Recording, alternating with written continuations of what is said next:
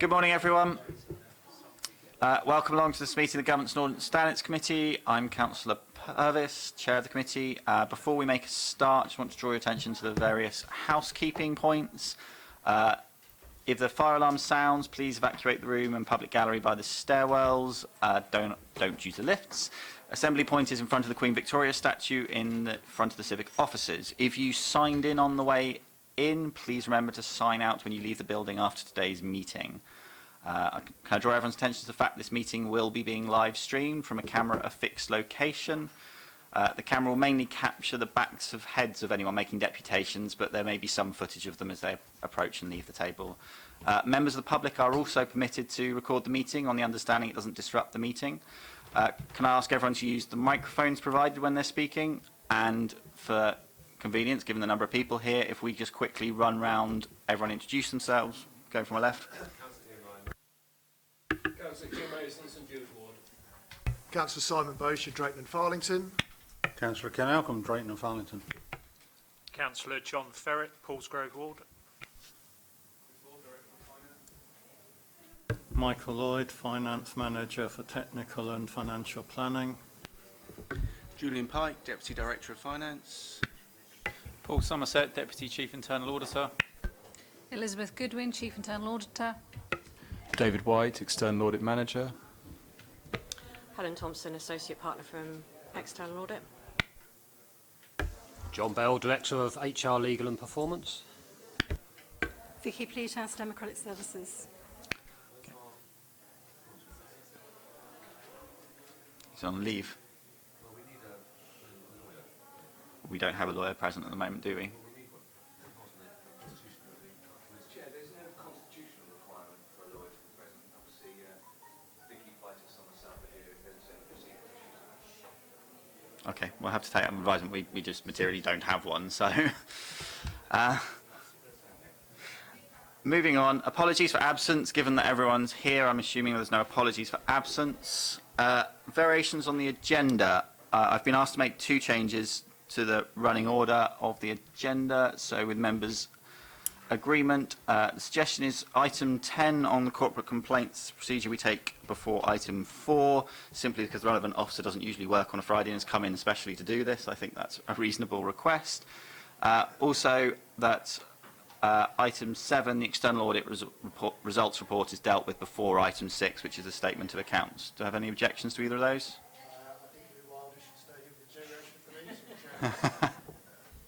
I'm not that cruel.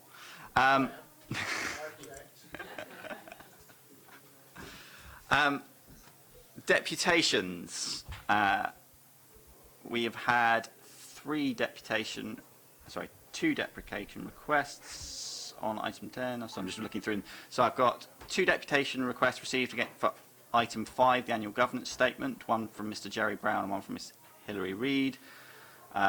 One deputation request on item 6, the statement of accounts from Mr. Jerry Brown, and two deputation requests on agenda item 10, the corporate complaints procedure. My suggestion is, as per previous practice, to invite all the deputations at the start of the meeting now. Members are happy with that? I was wondering, since this is a very long meeting, it's got hundreds of pages, could we actually factor in at least a 5-minute comfort break halfway through this meeting, because it's going to be very long? Yeah, I think we'll keep an eye on the time and take that in mind, because it is very unpleasantly hot in here. So if we start with deputations on agenda item 5, the annual government statement, can I invite Mr. Jerry Brown and Ms. Hilary Reid to come up and present their deputations?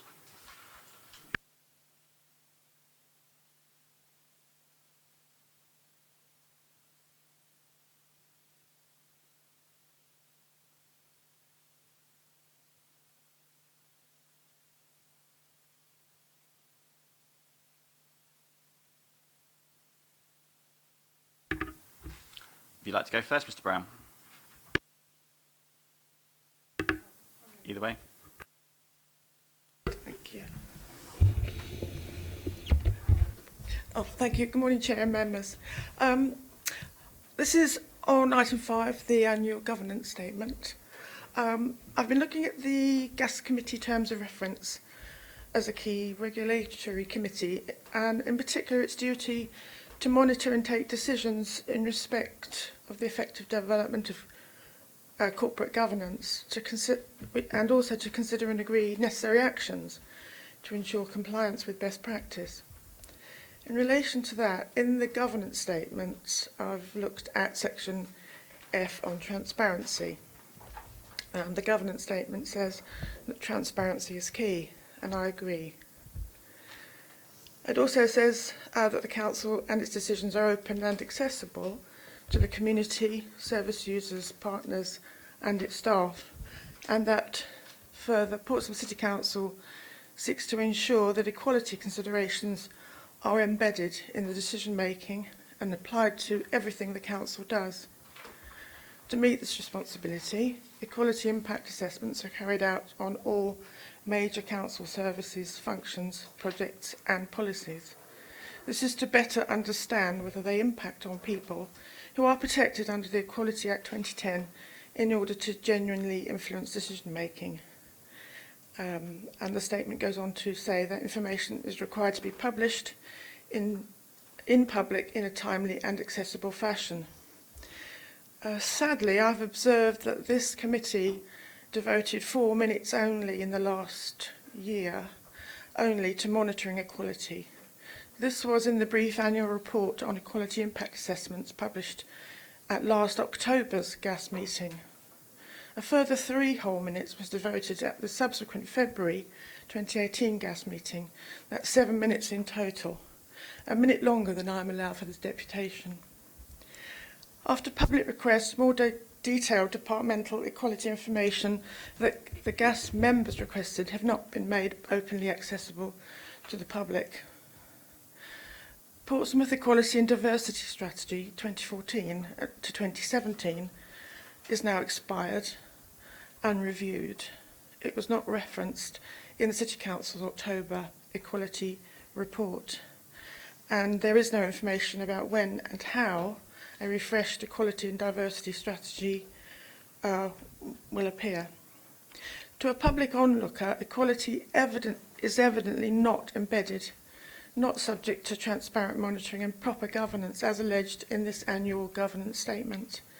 The Gas Committee has not shown support for the local strategic partnership goal of championing Portsmouth's equality and diversity as an integral part of its vision. 7 minutes a year for equality governance by this committee is not good enough and gives no public assurance that best equality practice is safeguarded by this committee and is happening in Portsmouth. I support other governance and audit issues highlighted by others, in particular concerns linked to the PCC arm's length companies, for example, and lack of appointment to date of non-executive directors. And finally, I'd like to make a plea from many people that I speak to about their interest in committee work and work of the council. And on their behalf, I'd like to make a plea, and my own behalf, a plea for plain English in committee reports. They are often unnecessarily obscure, and this deters wider engagement in many key issues of Portsmouth public interest, and that is another equality issue. So thank you, Chair. Mr. Brown. Thank you. Good morning. The page numbers that I'm going to reference are those that are in the public report, the reports pack. So let's go. Most of the guts of the annual government statement and local code is in the appendices, so go straight there. Page 44 of the report pack talks about ensuring an open culture through demonstrating, documenting and communicating the organisation's commitment to openness, and that's really commendable, or it would be if it were implemented.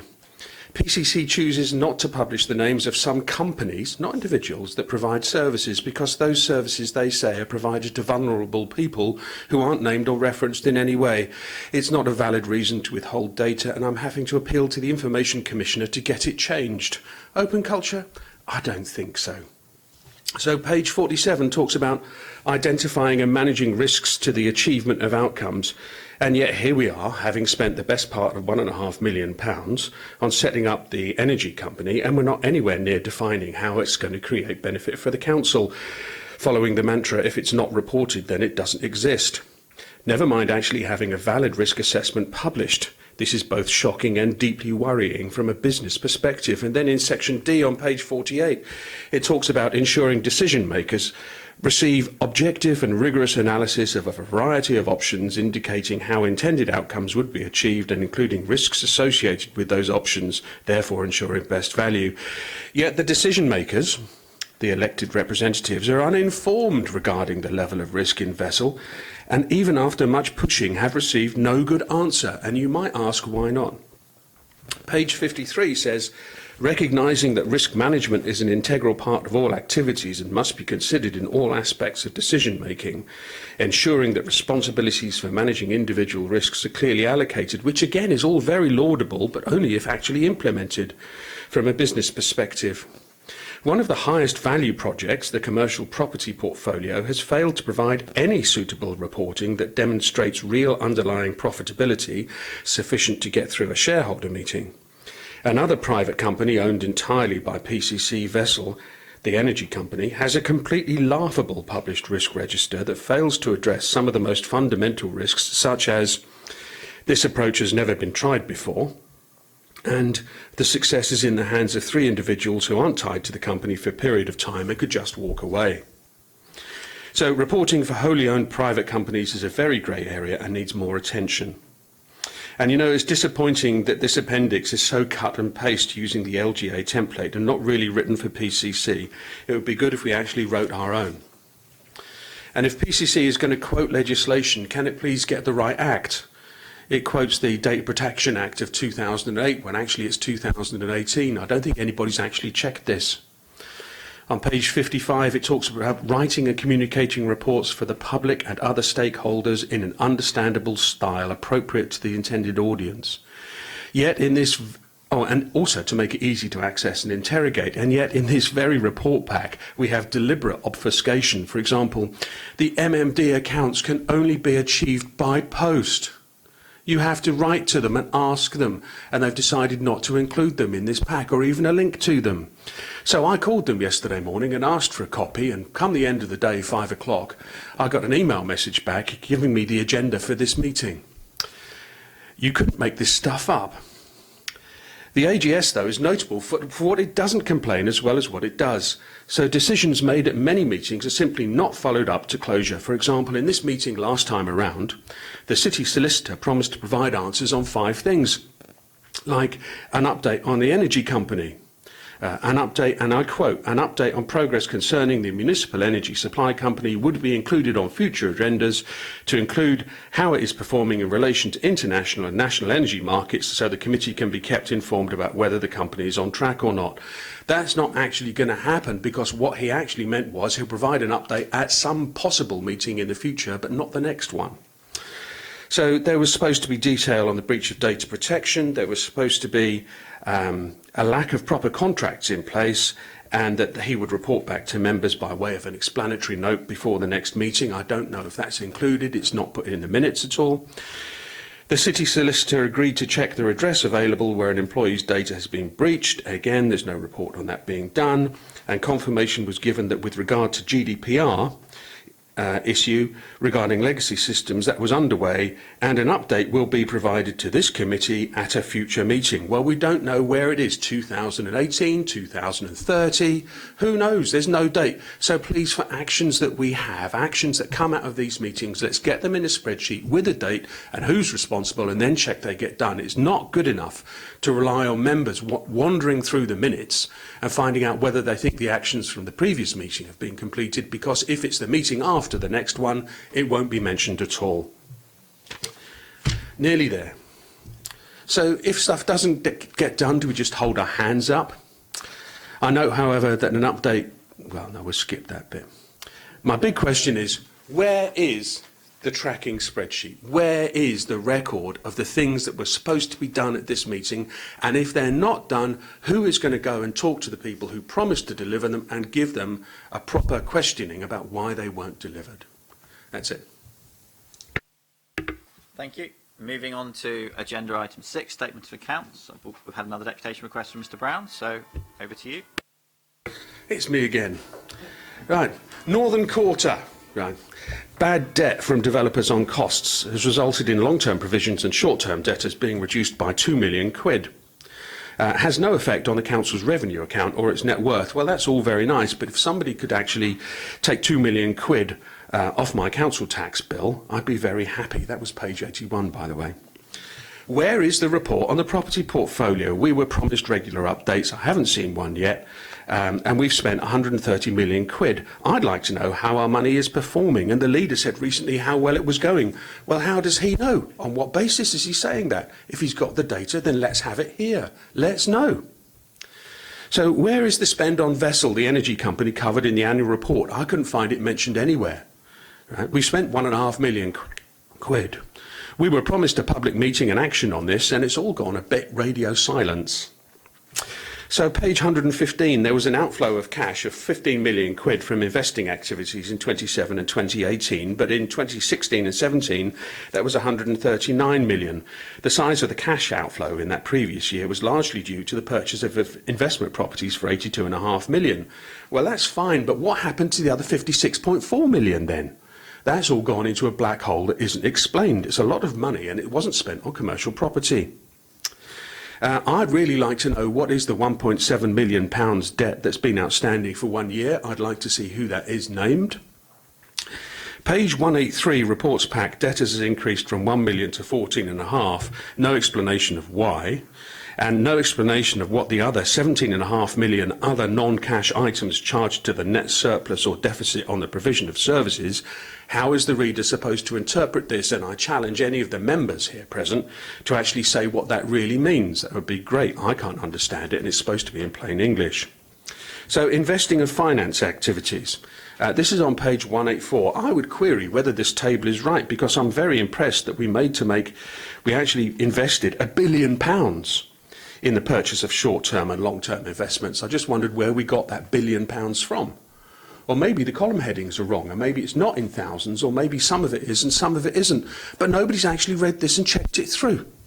Right? I don't want to be fobbed off with it's only just a column heading that's wrong. Well, if they can't check what's in the column heading, how much else is wrong? Have we paid people too much and nobody checks? It's indicative of not actually going over the work before you present it. This document is supposed to be being signed off. I can't see what on page 184, I can't see what the reduction of outstanding liabilities is applied to. It's £4 million that we've spent, and I was wondering how we managed to spend at the same time 10 times as much on other payments for financing activities. So in 16-17 it was 2.1 million, and in 17-18, 21 million. And then exit packages. Right, so we paid £4.5 million over 2 years in redundancy and golden goodbye payments.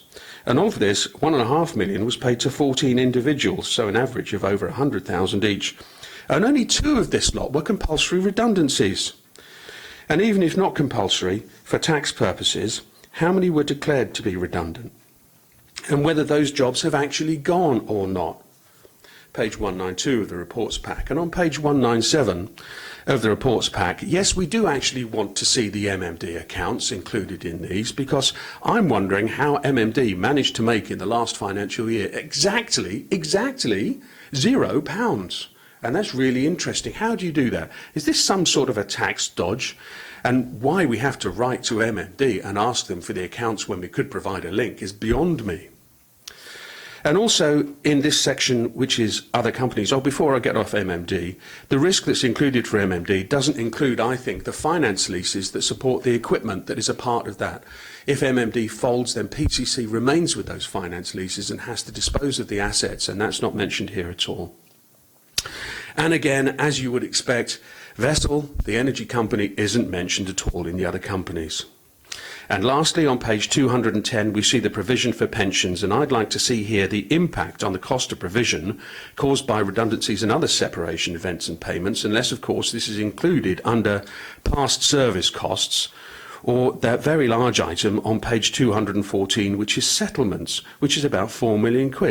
Because I think this is an adjustment for termination of employment, but it's just not clear. That's it. Thanks very much.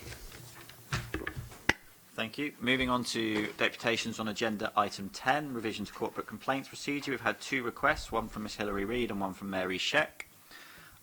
If I can invite Ms Hilary Reid to give her deputation.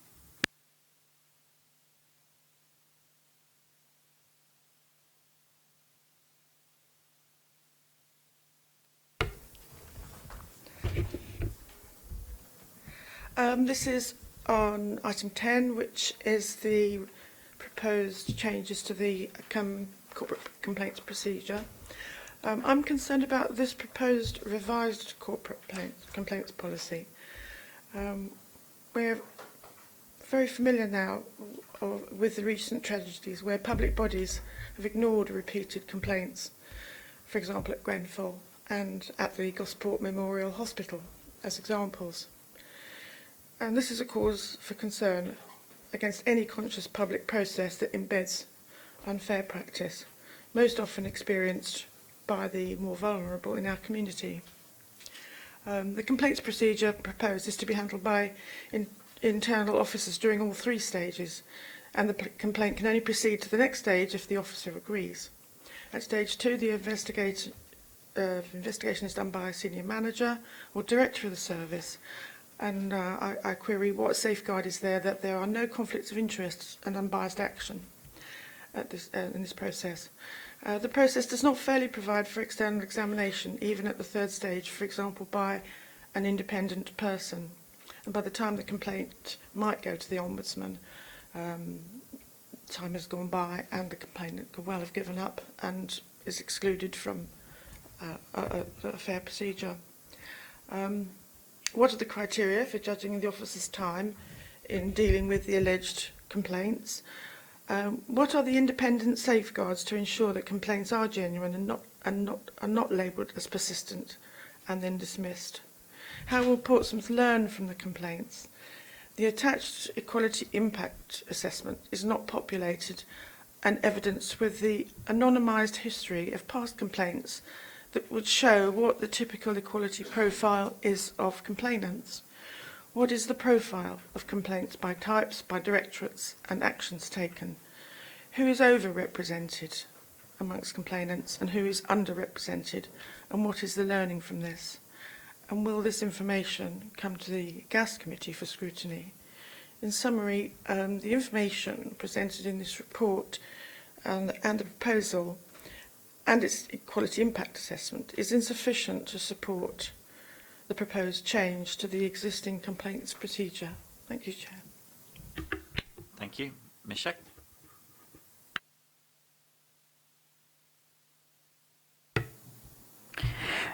Good morning, everybody. Thank you very much for giving me the opportunity to make my deputation. I hope you find our contributions useful as additional perspective. For me, the corporate complaints policy is a very important document as it describes the principle of action for the Council in dealing with complaints.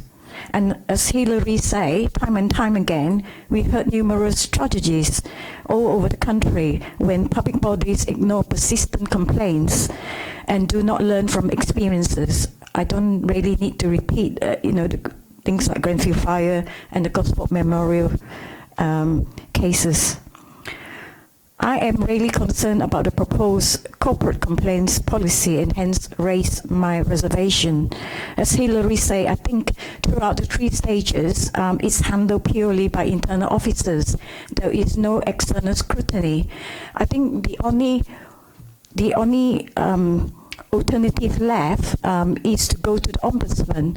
I felt that by the time the complaint goes to the Ombudsman, valuable time has been wasted and the complainant may have given up the complaint. So I would also ask for safeguarding and external scrutiny. It's not just about the procedure itself. For me, I'm very disappointed to see that the policy does not go into the whole system. What happens to the complaints that have been logged? Although the policy says complaints help to improve the services, it does not say how.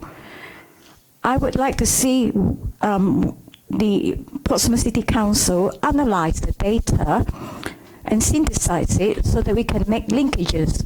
We do know that actually if we treat the complaints in silos, we may miss the trends, we may miss the linkages. I I know that this policy doesn't deal with social care, but that's what happened when we treat cases in isolation and complaints in isolation. So what I'll ask is whether the PCC will publish an annual summary of complaints according to types, directorates, and what actions have been taken as part of transparency. And we will come to for the gas committee to scrutinize. I think the third point is also important. I would like to see that there is a culture of learning, and that a culture that values the complaints as opposed to a culture that treats complaints as nuisances. The human and other costs are too high for us not to attach great attention to this revised complaints policy. Therefore, I would recommend objection to this policy as it stands, as it requires further reconsideration of the above points. Thank you. Thank you. We've also received one written representation on this item, which was circulated by email, but given how short it is, I will quickly read it out for members in case they haven't seen it. I object to the revised complaints procedure as it gives the council too much power to block complaints and it doesn't give citizens enough protection. That was from Rosie Bremer. Thank you very much for your deputations. Moving on to item 2 on the agenda, which is the minutes of the meeting held on the 8th of June 2018. I'm proposing to run through them page by page, and if you shout essentially when you get to something. Is this for accuracy, Chairman, or are you taking matters arising? I would take matters arising at the same time, I think. It's actually down as number 3, but we probably should do it before we go into minutes. Yes, I suspect so. With that in mind, declarations of members' interest. Any members have declarable pecuniary interest on matters on the agenda? None? Excellent. Jumping back to meeting held on 8th of June.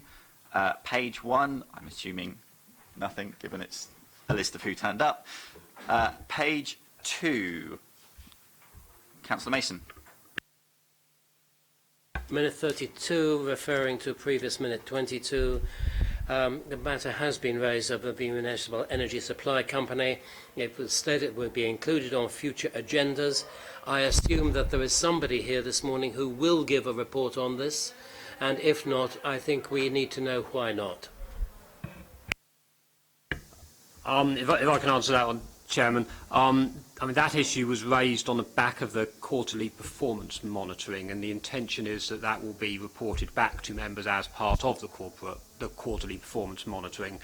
We don't have a quarterly performance monitoring report at this meeting. It's just not at that point in the cycle. But the next time you receive a quarterly performance monitoring report, it will contain that update within it. I'm afraid the minute does not state that. It does state it would be included on future agendas not otherwise distinguished. I would therefore, given the speed at which we are moving on this Municipal Energy Supply Company, have expected to see something on the agenda at this meeting, or at the very least a report in response to this minute.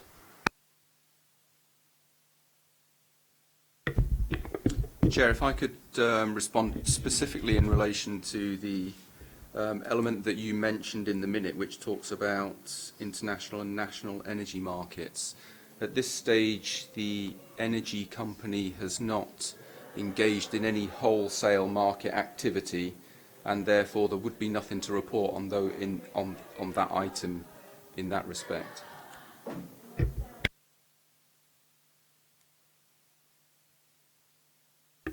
Any other questions, comments from members on that page? I'm not absolutely certain, sorry, John, I'm not certain that's actually what we wanted to know. We actually wanted to, I think, as a result of Mr. Brown's representation last time and this time, it's quite clear that there are some underlying issues that we should be looking at, whether it's trading or not or within whatever the parameters. We wanted a report in light of these comments and in light of our own misgivings about it, or not necessarily misgivings, but interest in what's happening, and it hasn't been done. Again.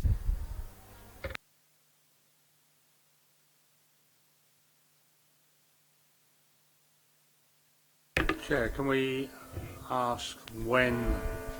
Right, I'll wait for the gongs. 11 of them to wait through. Yeah. Other meetings at Yeah, 1 o'clock. I'll carry on. If we are to wait for the next quarterly report, presumably, if we're saying the start of the first quarter is June, we're not going to get it till September, so it's another 2 months away before we get an update. I was about to ask that question about, given you just said that we would have wanted an update now, we're not getting it. I'm conscious of waiting all the way till September for, as I understand it, a proposed market entry in August. So too late, essentially. When can we expect an update in the interim? If it helps, Chair, I'm happy to take any questions now.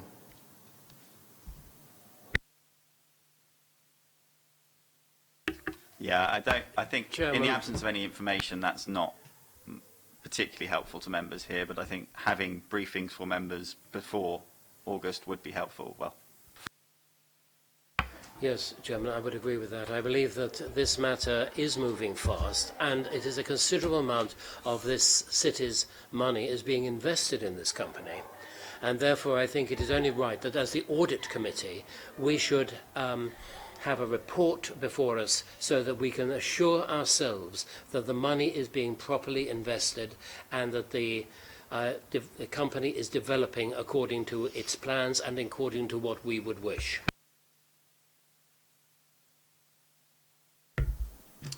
Chair, through you, the leader is shortly to send an email out to all councillors suggesting an informal briefing on the energy company itself, and in advance of that I have, and contained within that email there'll be an offer for myself and the current review body, which is PricewaterhouseCoopers, as well as the energy team themselves, to come and speak to each group individually in advance of that meeting.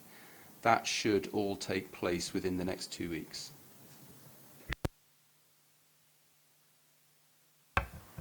Chairman, isn't it interesting that this is happening in August when large numbers of members will be away for various periods, including members, I suspect, of this Audit Committee?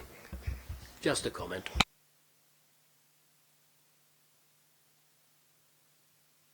are members satisfied to wait for that briefing in the next 2 weeks? Well, has it been written? And if so, why wasn't it here today?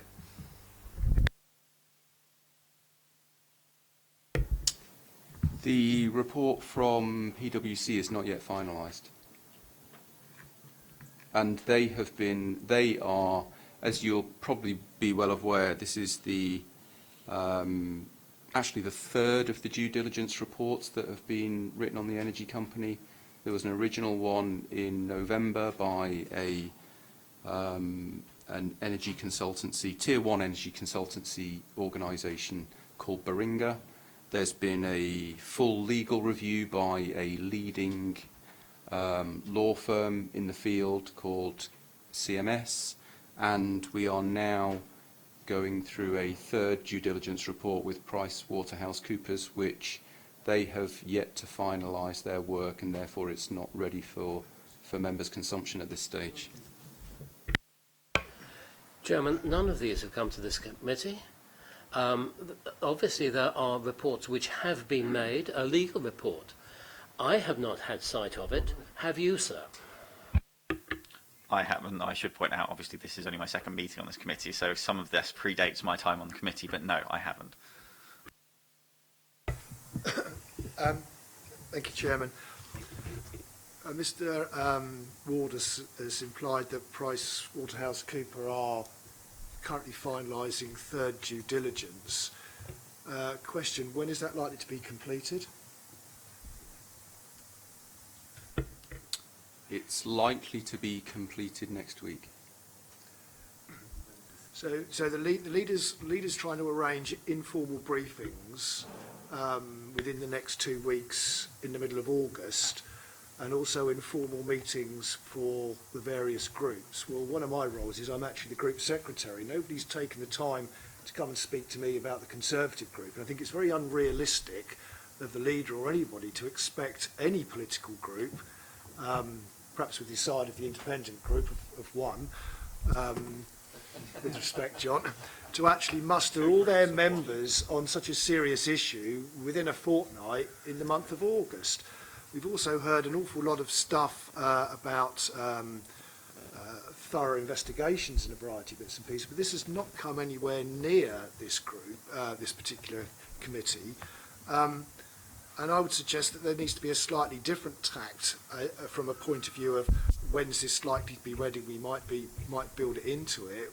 Is this member-led or is this officer-led? Because I would suggest if it's a member-led organisation, we should be telling officers when we expect and what we expect the report to actually do and say and when it comes back. Not waiting for something to be buried in a quarterly report, but at the very least.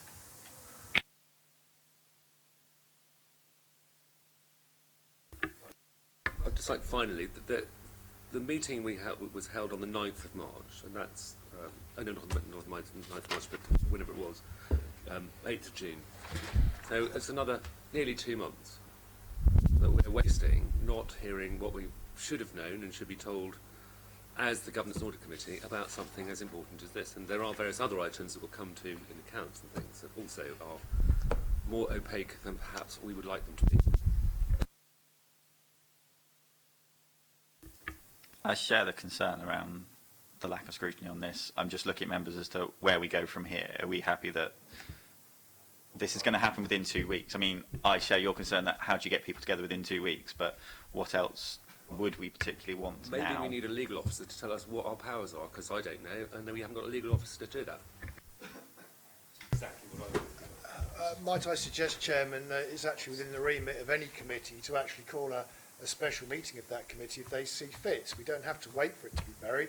There's nothing to stop us saying, let's have a special governance and audit meeting to consider this matter alone at the beginning of September, say, after due diligence is complete.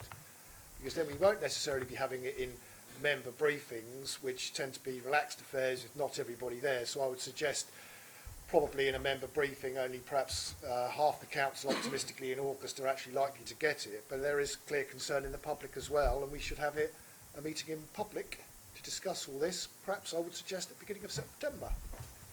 That too late. Well, that's after the due diligence report.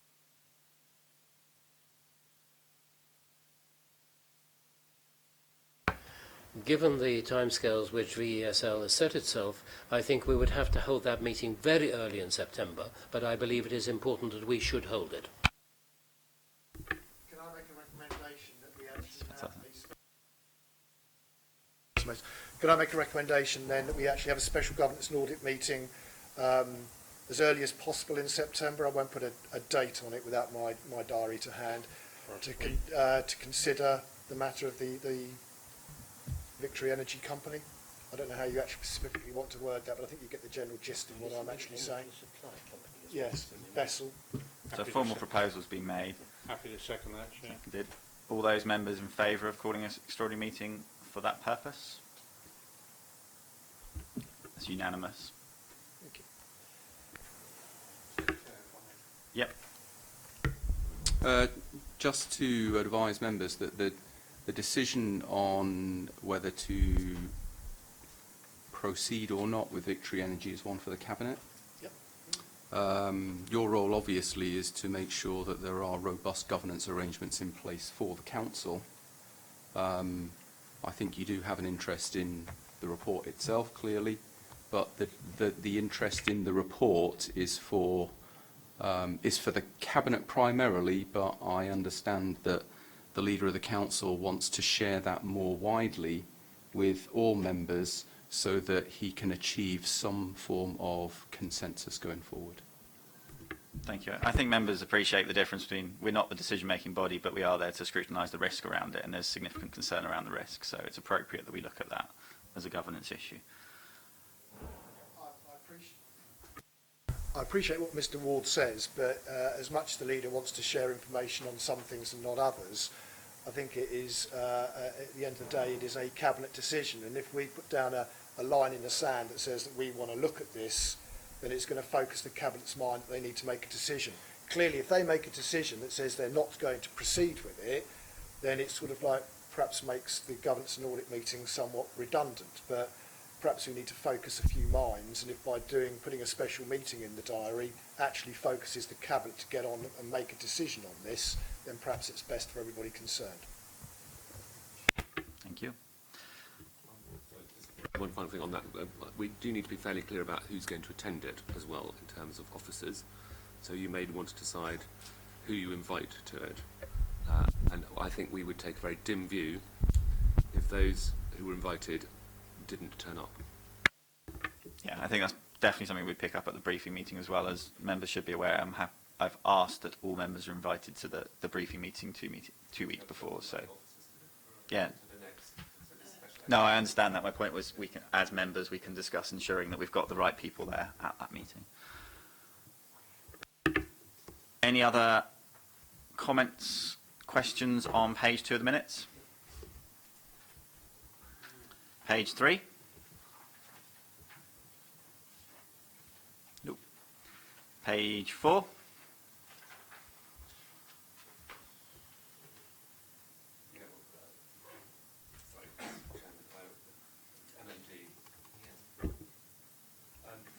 Microphone.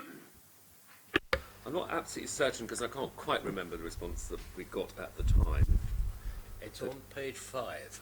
The exact response. Oh, with queries for HMD, Chief Internal Audit, that more audits would be carried out. No, I'm talking actually so about here. Response to queries on page 4. The MMD loans were not included in Treasury Management Policy as they are accounted for as part of the capital programme. So the Treasury Management strategy is different from that of MMD, and the objectives of each were different. Well, I'm certain that the Treasury Management strategy is different from that of MMD, because otherwise we'd have, it just wouldn't make sense. It doesn't really make sense, and I think this is a minute that doesn't explain what actually happened, and I can't remember exactly what happened, and I'm not helped by the minute. But I do want an explanation for it at some point, because it wasn't acceptable at the time, wasn't sufficient, and wasn't at all clear.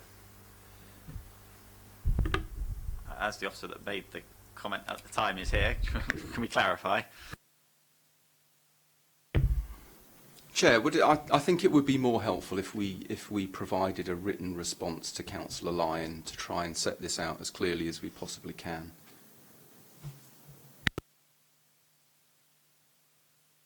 Of course. Okay, I think that's agreed. Moving on, page 5. Chairman, with regard to queries raised by MMD, more audits would be carried out and the results would be reported back to this committee. Have those audits started? How far advanced are they? And when can we expect a report back to the committee? Councillor, they haven't commenced. They're part of a wider programme and they will be reported as and when they're completed as part of our normal reporting back to you.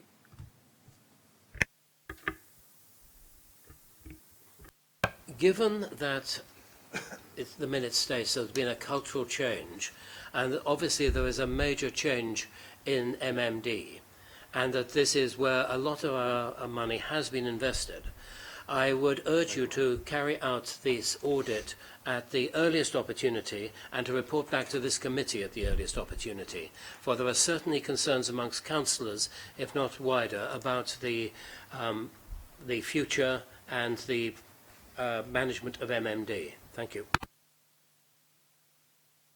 Chairman, if I may, MMD seems to feature quite frequently in a variety of different reports, certainly internal audit. I noticed there's some critical risks and a variety of other things. There's financial concerns. We hear regular deputations on the subject of it from a variety of points of view. Might we be moving to a situation where we could actually have an item agenda report on MMD that pulls all of these into one basket so we can actually see how much of a basket case is in this basket, as opposed to spreading it out through a variety of reports, which sort of comes across as somewhat diluting the issue. I'm not suggesting another special meeting, God forbid, but it might be better that if we pulled all the financial and audit and other issues all into one report that we can actually concentrate on MMD rather than picking up on MMD as part of audit reports or financial reports. Would it be appropriate to request a quarterly performance update as part of regular meetings from them? With respect, Chairman, I think we need to go back to the very starting point and start with everything before we actually go perhaps with quarterly reports on MMD. But it might be worth considering it as being an agenda item in its own right, as opposed to, as I said, diluting it through a variety of reports that are extremely difficult to keep up with at the best of times. So have we requested it to be included on the next meeting, not the special meeting, but the next scheduled meeting of GAS as an agenda item? Okay. Yeah, bullet point 4 on the same page.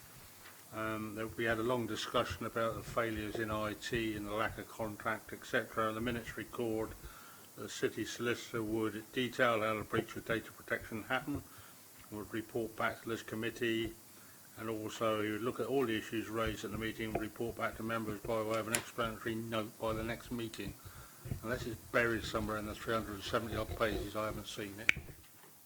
No, I haven't. Do we know?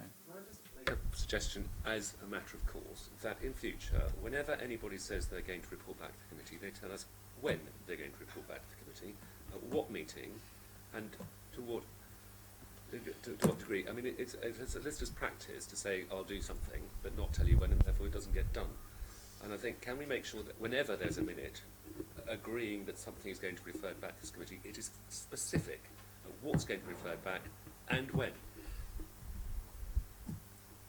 Could I also add to that one, Chairman, because Councillor Lyon is quite right, that certainly where the Chief Internal Auditor is going to feed back on minutes, the Chief Internal Auditor is actually present at the meeting to be able to do that so that we can question.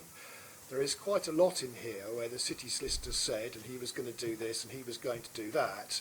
With respect, if he's going to deliver on this, he should actually be at this meeting to answer questions. With that in mind and on this specific point, can we add an action for a report back within 1 week of that explanatory note? I don't know when he returns from holiday. I'm looking for... I think given his holiday dates, I think that may be pushing it a bit, but 2 weeks. most suggest 2 weeks I think would be sufficient. So if circulated to all members of the committee within 2 weeks, then?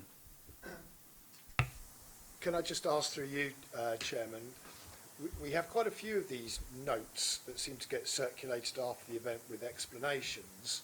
Do they actually find themselves into the minutes of the meeting, or are they, as the fact they come out as a note to the members, sort of not part of that? Because if they're not, they should be. If we actually get something from any officer that's circulated after the meeting for clarity, for whatever reason, then I would suggest that that is attached to the minutes of the meeting as an addendum, or however it needs to be played out, I really don't know, so that it is publicly available, because quite clearly a public reporting pack gives every member of the public the opportunity to see what was reported and what was done about it. Sending around an email to the committee is fine, but if the public have those questions, they're not necessarily seeing that information that we are, and I think it should at least be attached as an agenda, as an addendum or something on the public minutes, so that they can see what the response was if they're interested. Agreed. Can we ask that they're attached as an appendix to the minutes? And this is just slightly off piece, but it bears the same relation, which is that we often, the full council, agree that the leaders or group leaders or the leader of the council are going to write to somebody to say something. And strangely enough, we never see what is written and whether it's written and what's actually said. It seems to me that this Governance, Audit and Standards Committee is just the place where whatever is agreed in the full council to be written to somebody actually gets put, so we know it's been done.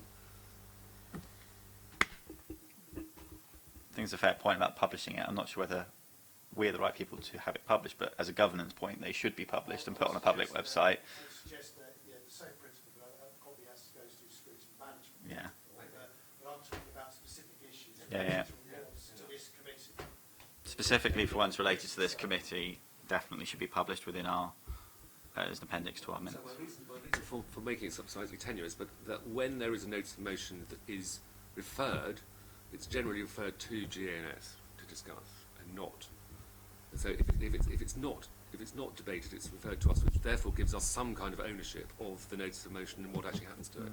It's not always referred to us, it's frequently referred to SMP. So Speaker Management. Oh, right, so sorry. I defer to my friends' much greater experience in these matters. Okay, well, at least we're not putting some more onus on our... But, Chairman, I think the point is a very valid one, that things are referred to in meetings and then they disappear completely from the view of councillors.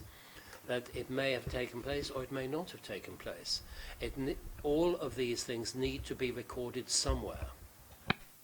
Yeah, I think that's what I was saying. As a general governance point, I think those sorts of letters, etc., should be published, but specifically on Councillor Bosch's point, anything that is in response to a query raised at this committee should be published alongside the minutes. Moving back to the minutes, page 6.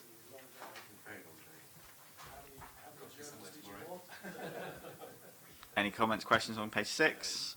Page 7.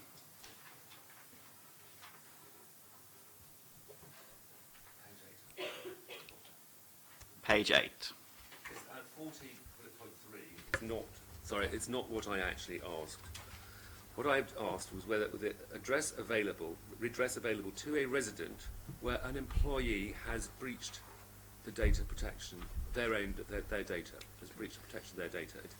Obviously, I care about whether an employee's data has been breached, but this was actually about a resident where somebody from the City Council had made had clearly breached their data protection rights. So this is what the minute refers to.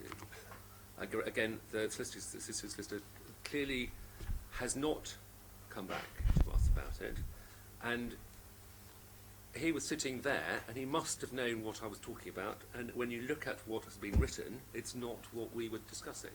So I don't know why he didn't pick up on that either at the time. Chairman, if I can, and I do agree in principle with what Councillor Lyon's saying, but I'm sort of looking at Mr Bell here, but I seem to recollect in my time on governance and audit, we used to get the good old red paper telling us where there had been data breaches, giving us a broad brush of the individual cases and what the redress had been, whether it was appropriate or not. Do we still receive those reports, and if so, how frequently? Well, certainly the answer is yes, and I think it was on the back of such a report that this discussion occurred at the last meeting, was it not? That was a report of data breaches, and that still comes to the committee, I believe. Yeah, I believe on an annual basis. We didn't exempt it, but it was on the orange papers last time, I think. Are we happy to amend that minute to reflect what the actual query was? Yeah. Okay. Any other questions on the minutes? Councillor Farrett? Chair, yeah, it's just getting back to what Mr Brown said in his deputation. Given the length of discussion that we've had here in terms of the minutes and in terms of actions that officers were supposed to be carrying out, can we not have a simple actions list, call it an action tracker, what you want in terms of whether they've been closed, ongoing, carried forward, who's carrying them out, so that we can, and the public can see quite clearly, progress or lack of progress that's being made on those. That would be very helpful, and it might cut through a lot of the discussion we've had here for the first hour or so of the meeting. Yeah, I mean, perhaps, Chairman, I mean, just to make a general comment on that, I think, I mean, obviously we have to reflect on the fact that members clearly have some concern about levels of assurance around actions from previous minutes being followed through, and I think, I mean, I'll certainly take that away to discuss with Mr Lord and Mr Ward and others as to what sort of process we can put in place to provide higher levels of assurance around that. Okay. Thank you.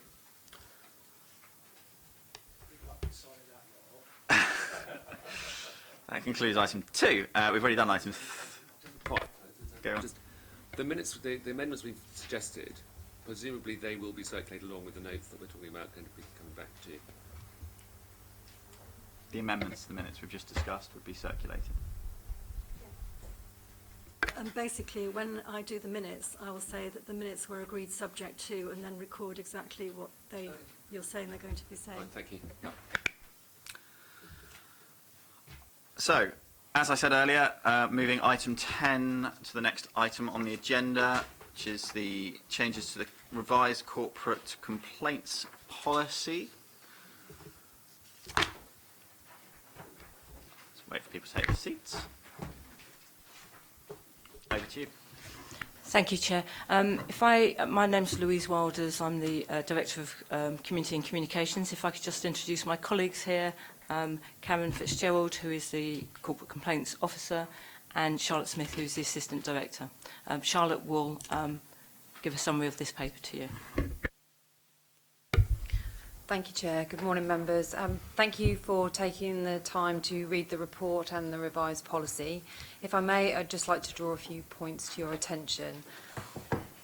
In revising the corporate complaints policy, we were seeking to improve our approach to corporate complaints. We've combined two separate policy documents into one and have tried to make the revised policy clearer and simpler for our customers to understand. We've also made some slight amends to the complaint process to ensure that complaints are managed in a timely way. Before making the changes, we've listened to our customers, we've reviewed the data that we hold on complaints, we did some internal consultation with the managers and officers who deal with complaints within the council, and we reviewed best practice guidance from the local government and social care ombudsman, and we consulted with them and they gave their approval to the changes that we've made. The revised policy, our intention is to support that with a refresh of the customer information that goes alongside our corporate complaints policy. That means that improving the leaflet and the web pages, and we'll be working with our customers and particularly with customers from protected characteristic groups to make sure the information is easy and straightforward for them to understand. We'll be doing internal communications and training to improve understanding about how to manage complaints among staff and managers. And we're looking at making changes to the complaints system so that we can do better reporting on corporate complaints and to make sure that we have better learning from them as an organisation. Once that new complaint system is in place, there'll be approved accountability for complaints across the council and for actions taken to make improvements as a result of what we learn. And our intention is to bring regular reports to this committee on corporate complaints and on the actions that services take to make improvements as a result of what we learn from complaints. I hope that's helpful. Thank you. First from me, I know one of the items I raised informally in briefing before is being addressed about visibility of contractor-handled complaints, but I remain concerned about one element of it, which is around the stage 1, stage 2 and stage 3. At each point we are setting ourselves timescales and we are saying if we're not able to meet these timescales we will let the complainant know. That's understandable. There will be things that take longer than that time to respond to, but we must have a hard time limit on these stages of complaints. Otherwise you can get into a situation where we're allowing a complaint to drag on without actually addressing it, and the customer resident has no means of escalating it through failure of timescales. And also importantly, that it shouldn't just say we will let the complainant know, we will let the complainant know and provide an estimate of how long we will require to complete the complaint.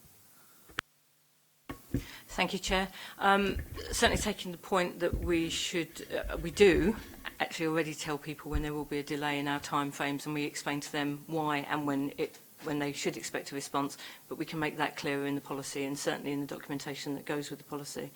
In terms of setting a hard and fast rule, it's really, really difficult because, for example, this time of year, if there is a lot of holiday and you need to speak to a particular officer as opposed to a particular subject matter, there may be delays. So, you know, I think if the committee would like us to, we could put something along the lines of within a month, but it will still be we aim to, because sometimes the investigations that we need to undertake do take longer. I appreciate the point that they can take longer. I still think we need to go beyond or we aim to, you can set a hard and fast limit on complaints escalation on the basis that all that does is take it up to the next stage. But it is unreasonable to have a situation where we take, for example, longer than 2 months to complete a stage 1 review, because the circumstances that they have maybe of dealing with that have caused the complaint, they are left in that position for a long time. I don't think it's unreasonable to have a degree of, if it reaches this point, it will go further, and that's fairly standard practice in most complaints processes. Okay, yeah, if I may, Chair. I mean, I think when you actually look at the complaints that we get, there are very, very few. In fact, I can only think of one in the last 12 months where we haven't been able to meet timelines, and we have actually given extended timelines and, frankly, haven't met those extended timelines. The reason for those sometimes is the complexities of a complaint. They're not always just about one straightforward item. But again, we try and commit, and we will commit to meeting the Ombudsman's guidelines, which is a complaint end-to-end would be addressed within 12 weeks. And we are happy to make that clear within the policy.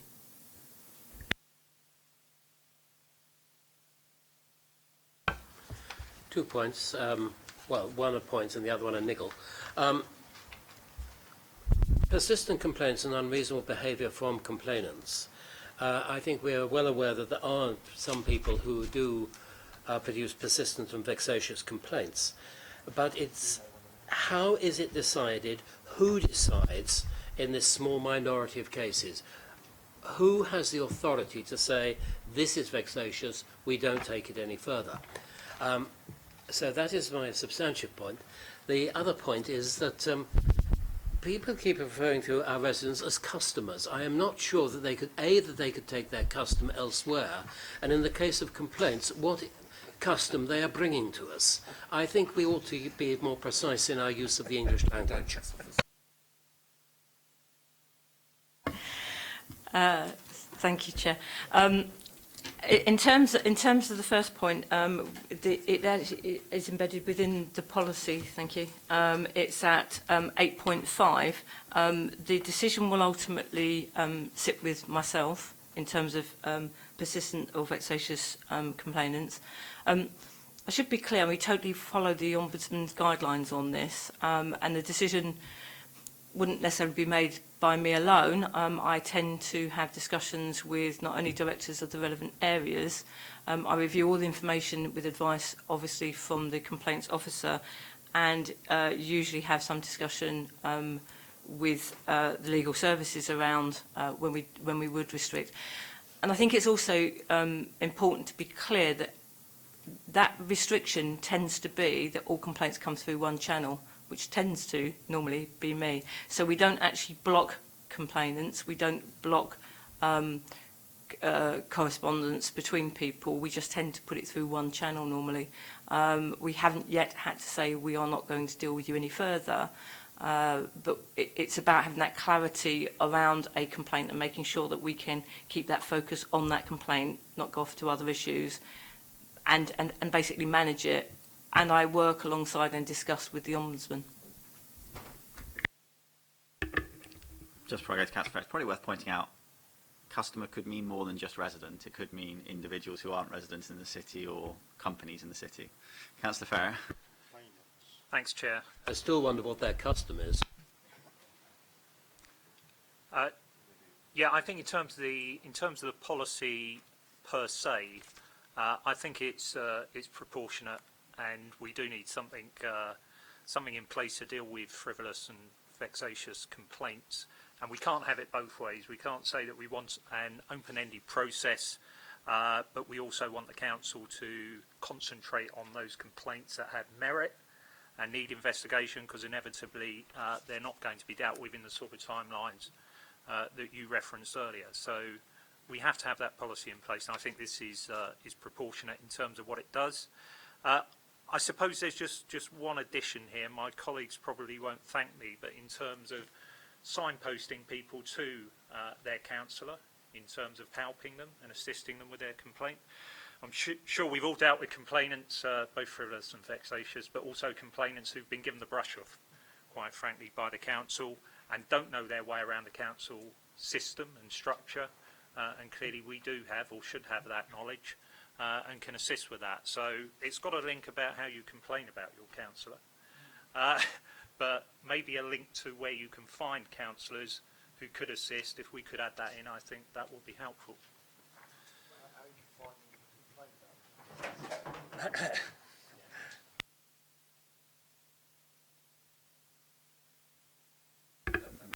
Thank you, Chairman. I have two questions. The first is that thank you for the hard work you've obviously done doing this, but there are two buts. The first but is this: there is no explanation that I can see that gives empirical evidence as to the number of complainants, the number of complaints that have hit the Ombudsman, the number that would have gone to stage 1, stage 2, stage 3. We have no means of contextualising this particular process. So you're saying we need a new revised corporate complaints policy, but there is not a good enough explanation for the processes you put in, because obviously, since we don't know how many average would go to stage 1 and stop, or to stage 2 and then stop, or stage 3 and then stop, and to the Ombudsman, we simply cannot give you anything other than some view as to this being a fairly sensible document, but it has absolutely no use to this committee whatsoever, as far as I can tell. The second point I'm trying to make is, I often refer to things that happen in this council as Fortress Portsmouth, that there is no evidence that we've actually gone to other councils who have to do the same process and may perhaps save money by saying to them, can we borrow your complaints procedure, say, how does it work with you, what's best practice?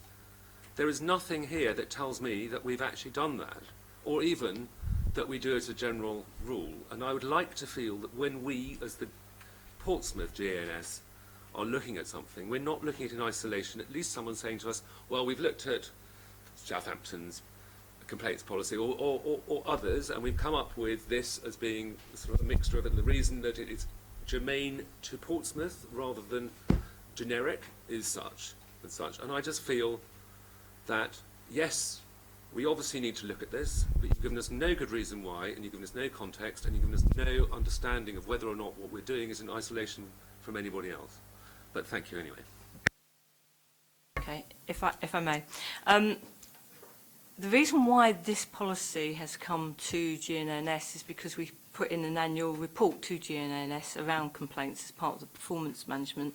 So annually we get a letter from the local government ombudsman, and we provide attached to that report, which will be coming to the next meeting, findings from the ombudsman about ourselves. We give comparators with other local authorities, and we give breakdowns of the information. So whilst it will be going to the next report, I can tell you that we had 442 complaints last year that came in, of which that's corporate complaints, not adults and children's social care and education, which sits outside the corporate complaints, of which 32 went to stage 2, 13 to stage 3. In total, the Ombudsman took 42 complaints, which they didn't uphold all. But I'm not going to break the fun for the next meeting in September, where we give you a full detailed report, including details of those that the Ombudsman found against us and what remedies have been taken and why, a bit of information about the cases. That's the normal annual review that we actually give. We also most certainly do look at what other local authorities do, and in fact, you know, here's Southampton's policy here. Sorry? No, but I understand entirely where you're coming from, Councillor, but I think what I'm saying is what we're asking here is, because this committee actually have responsibility for overall performance, including performance around complaints, I have probably made the wrong assumption that perhaps I should have done it the other way around, but I want to get the policy up and rolling so that we can actually roll that out for the new year with officers. And maybe I've just done it the wrong way around, but fundamentally what we're doing is bringing in a policy to say we're slightly revising the policy. These are the reasons why we're revising the policy. All of the stuff that you're asking for will come to, and does come to, the annual reports. So will this go to the full council if we agree to it? No. So there's no means of you slightly altering the report at the beginning just to at those points, which would actually help anybody reading the context of the report. If that's what the committee would like us to do, we can add some context around it for you.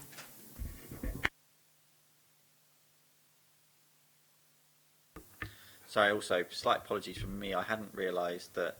So I received the annual review letter from the local government ombudsman a week ago, and I hadn't realised it hadn't gone to all members of the committee that gives the local government details, but I understand that'll be in the next report anyway. It went to the chief exec, the council leader, and myself, it turns out. I had assumed it had gone to everyone on the GAS, but I happily forward it if people would like to see it. Any other questions? Yeah, Chair, I'm glad to hear from that last piece of information that we're going to get an update on how many of our complaints are actually substantiated. Because I think it's a positive thing for the council to actually say, well, on this number of occasions we got it wrong, and this is what the outcome of that was. The other point I wanted to raise is our deputations mentioned the overall monitoring of complaints to look at trends. Could you give me a little bit about what we are doing to avoid, if complaints coming through different areas or different avenues, what process we've got in place to actually link those together and establish if there's a particular trend in one particular department, what we can do to actually highlight that and deal with it. Thank you. Again, that information would be coming to the next meeting in September, but at very high level, just so that you have awareness of anything that comes through as a corporate complaint, we have an awareness. If anything comes through and goes to stage 3 of our process, then I would point out that places like Southampton only have 2 stages. We have that extra stage. But when it comes to stage 3, we have visibility of social care and education complaints as well at that point. We do have oversight, therefore, of the whole complaints. We ensure that the Chief Exec has oversight of the whole complaints issues, and I and the team will actually work with individual directors if there are trends. You will get trends, you get bumps in the road, but they will tend to be, the vast majority of complaints, the 442 that we would have had in, will tend to be possibly what we would consider a service request. So they will tend to be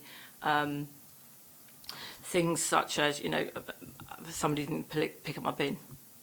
And yes, that's dissatisfaction to somebody. However, it could just be you didn't because it wasn't out the right day, it wasn't out the right time, it had the wrong waste in, whatever it is.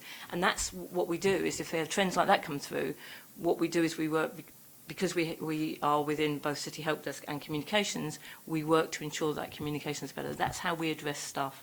But by and large, I'm comfortable that we have good enough oversight of trends within complaints. Thank you.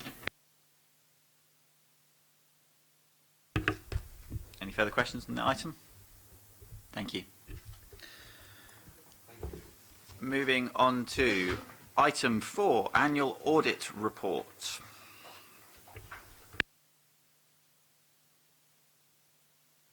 Thank you, Chair. We are bringing to you the annual audit opinion. It is part of the requirement for internal audit once it has completed all of its work from the previous year. We're bringing it to you in a new format. We haven't gone down this particular path before, so it'll be interesting to take any comments as to whether you find the new format useful or not. The annual audit opinion is based on the work that we have carried out throughout the year, but we also pull upon a number of other pockets of information. For example, any other assurance work that's undertaken within the authority, any investigations that we've undertaken.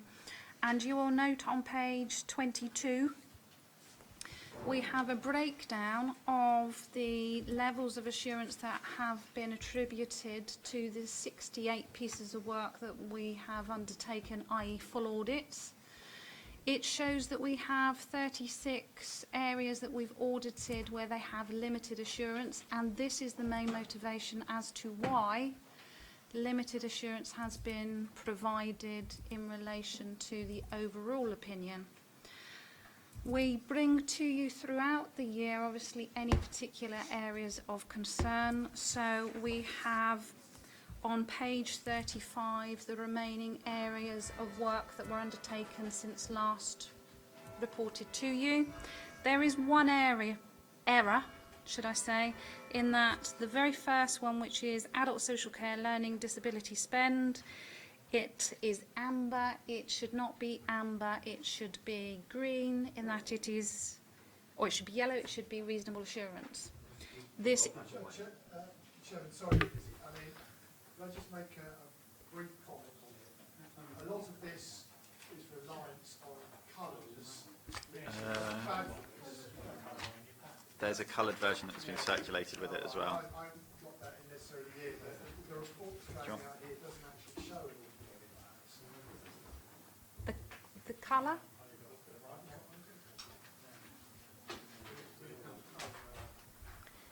There was a colour version in the report pack that were put in our pigeonholes. We did attempt to, Councillor Bosher, use patterns, but that went horribly wrong. But I'm more than happy to take any feedback if we can improve on the information that we're presenting to you. So, coming back to why we're giving limited assurance, we have given limited assurance for a number of years. You will note that in the wording that I have presented, I believe the authority has stabilised its position, but there is a worry and concern regarding the implementation of agreed actions, bearing in mind it is the services that agreed those actions. And what we think we will undertake for this year is we will undertake some root cause analysis to help us identify, and the organisation, as to why actions aren't being implemented and why they're not being implemented within a reasonable time frame.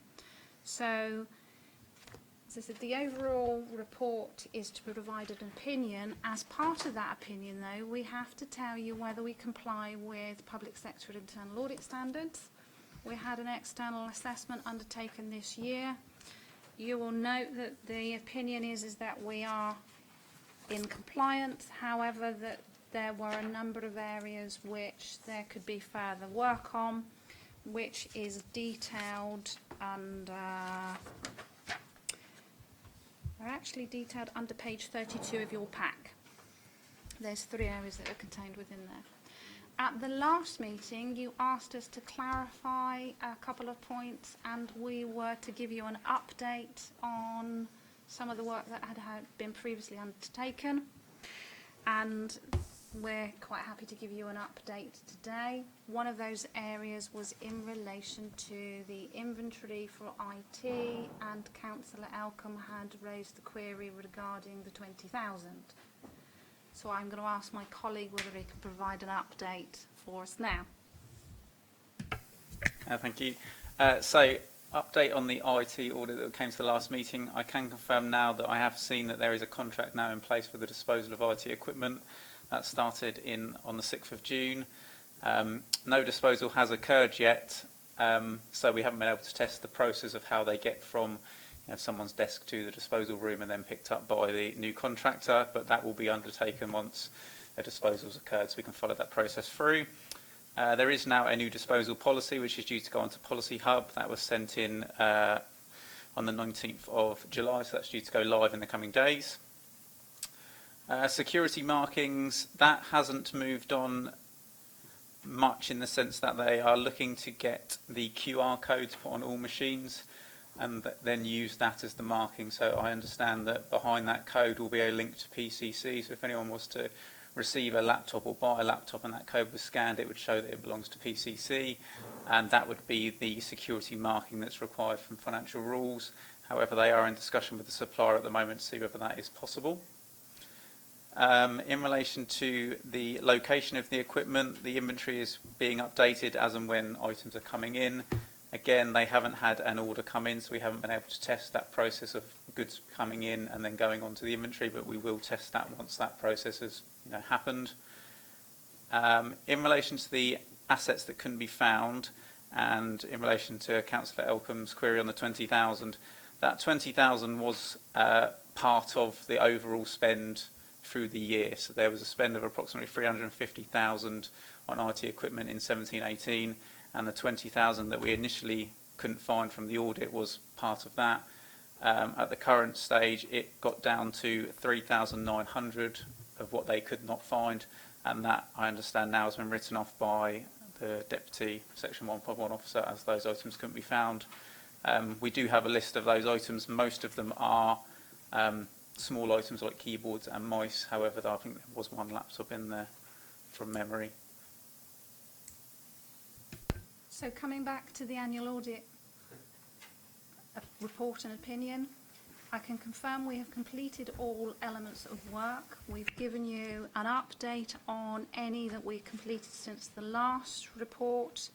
We are confirming that we are in compliance with public sector and internal audit standards, and the annual opinion for this year is that limited assurance is given that the internal control framework for this authority in relation to the internal control framework. I'm happy to take any questions. Councillor Bosher.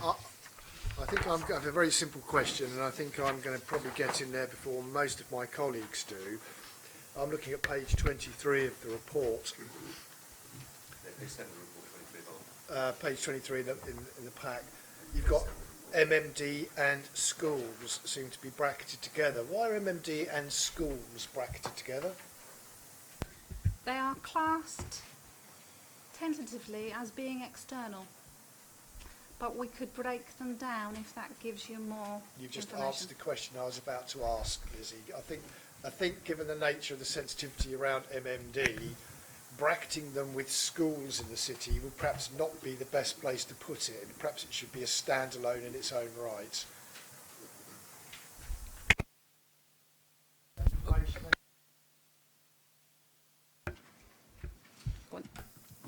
Yeah, I could, in 2 minutes, break that down for you if you let me come back to you in 2 minutes.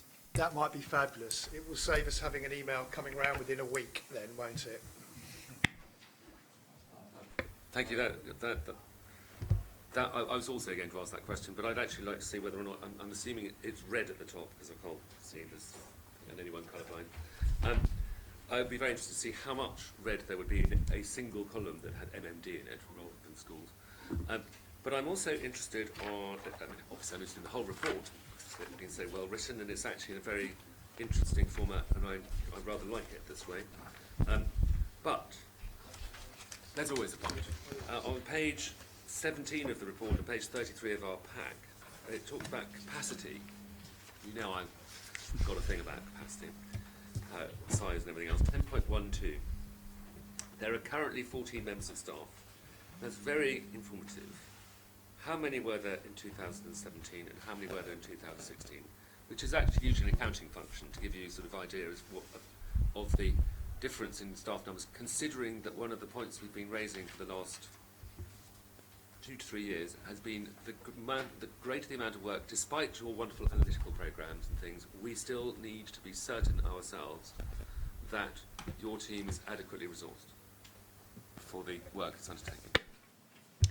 In relation to 16-17, we would have had 11 members of staff, and I will need to confirm how many we had prior to that date. The 14 members of staff are made up of 2 members of staff are counter fraud. They are individuals that were, or posts that were inherited when DWP took the housing benefits investigations back in-house. So 2 of those members of staff are that. The rest of the team are auditors. But I will give you at the next meeting a full breakdown of perhaps where we are spending our time. Would that be helpful? And who's spending it? Okay.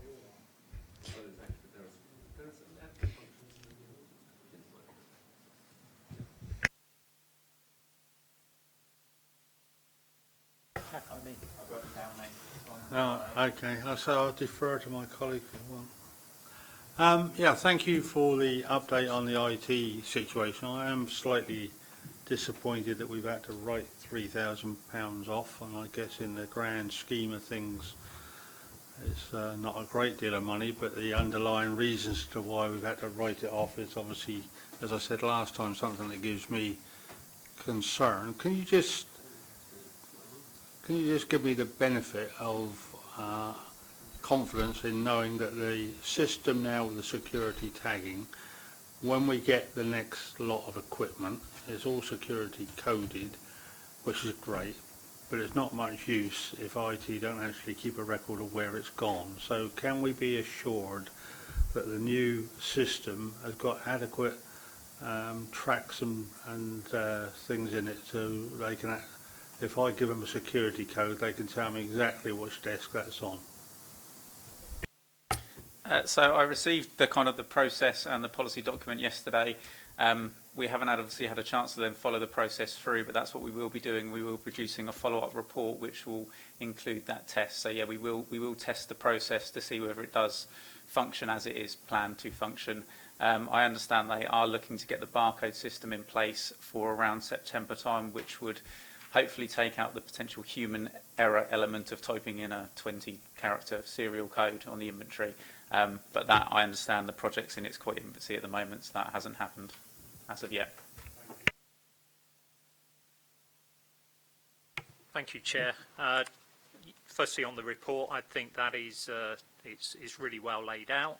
We had one of the deputies talking about reports being clearer and written in plain English, and I think this is one of those reports which is more explicable than some of the other reports that we have in front of us. So thank you for that.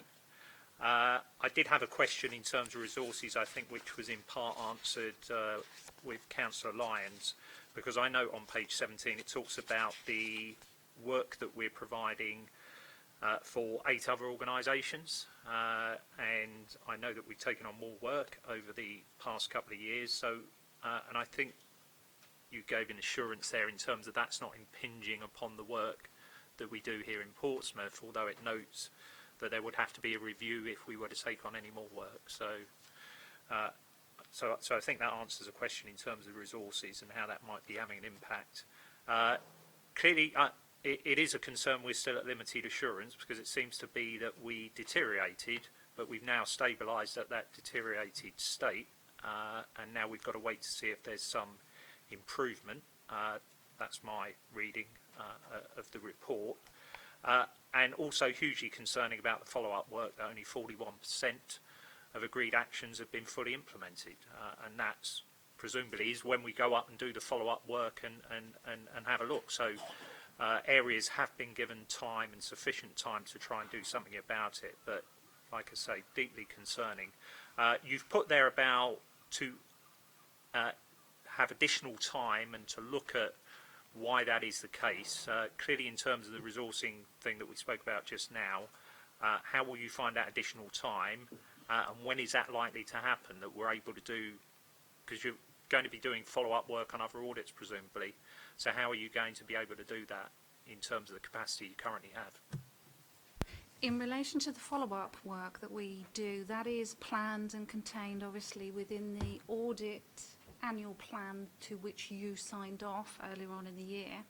We're actually going to change how we go about doing it, so it should take us the same amount of time, however it's the nature as to what it is that we're doing. And I think we need to perhaps proceed with that, see how that works and see what information that's giving us. In relation to the resourcing issue, we have been approached by a couple of other organisations, so in conjunction with John, who's the Director for Audit, and Chris as Section 151, we're actually having a look at what the resource really should look like, because things have changed. And I think it's a good opportunity, because the last time we did that was a couple of years ago, because it's about the skill set that's contained within that we need to make certain that we have it at the relevant layers and levels. So we will do that. I'm going to hand you over to Paul, though that has A, an answer to Councillor Bosa's question, and B, an answer to your Councillor Ferret's question. So on the follow-up, currently we have open and closed. What our plan is to expand that, so we now have about 5 or 6 categories, so we can say whether it's in progress, not started, an action's been implemented, however hasn't mitigated the risk. So that's what we should be able to provide next year, is a bit more of a breakdown as to what the reasons were that they potentially weren't followed up. In relation to MMD, we conducted 3 audits at MMD last year. 2 were no assurance and 1 was limited. Sorry.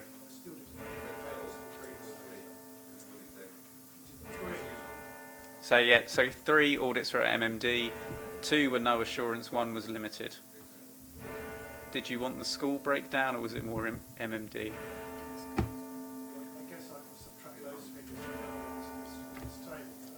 You can. I mean, the school was, there was 13 at schools. 3 were assurance, 1 was reasonable, 7 were limited, and 2 were no assurance.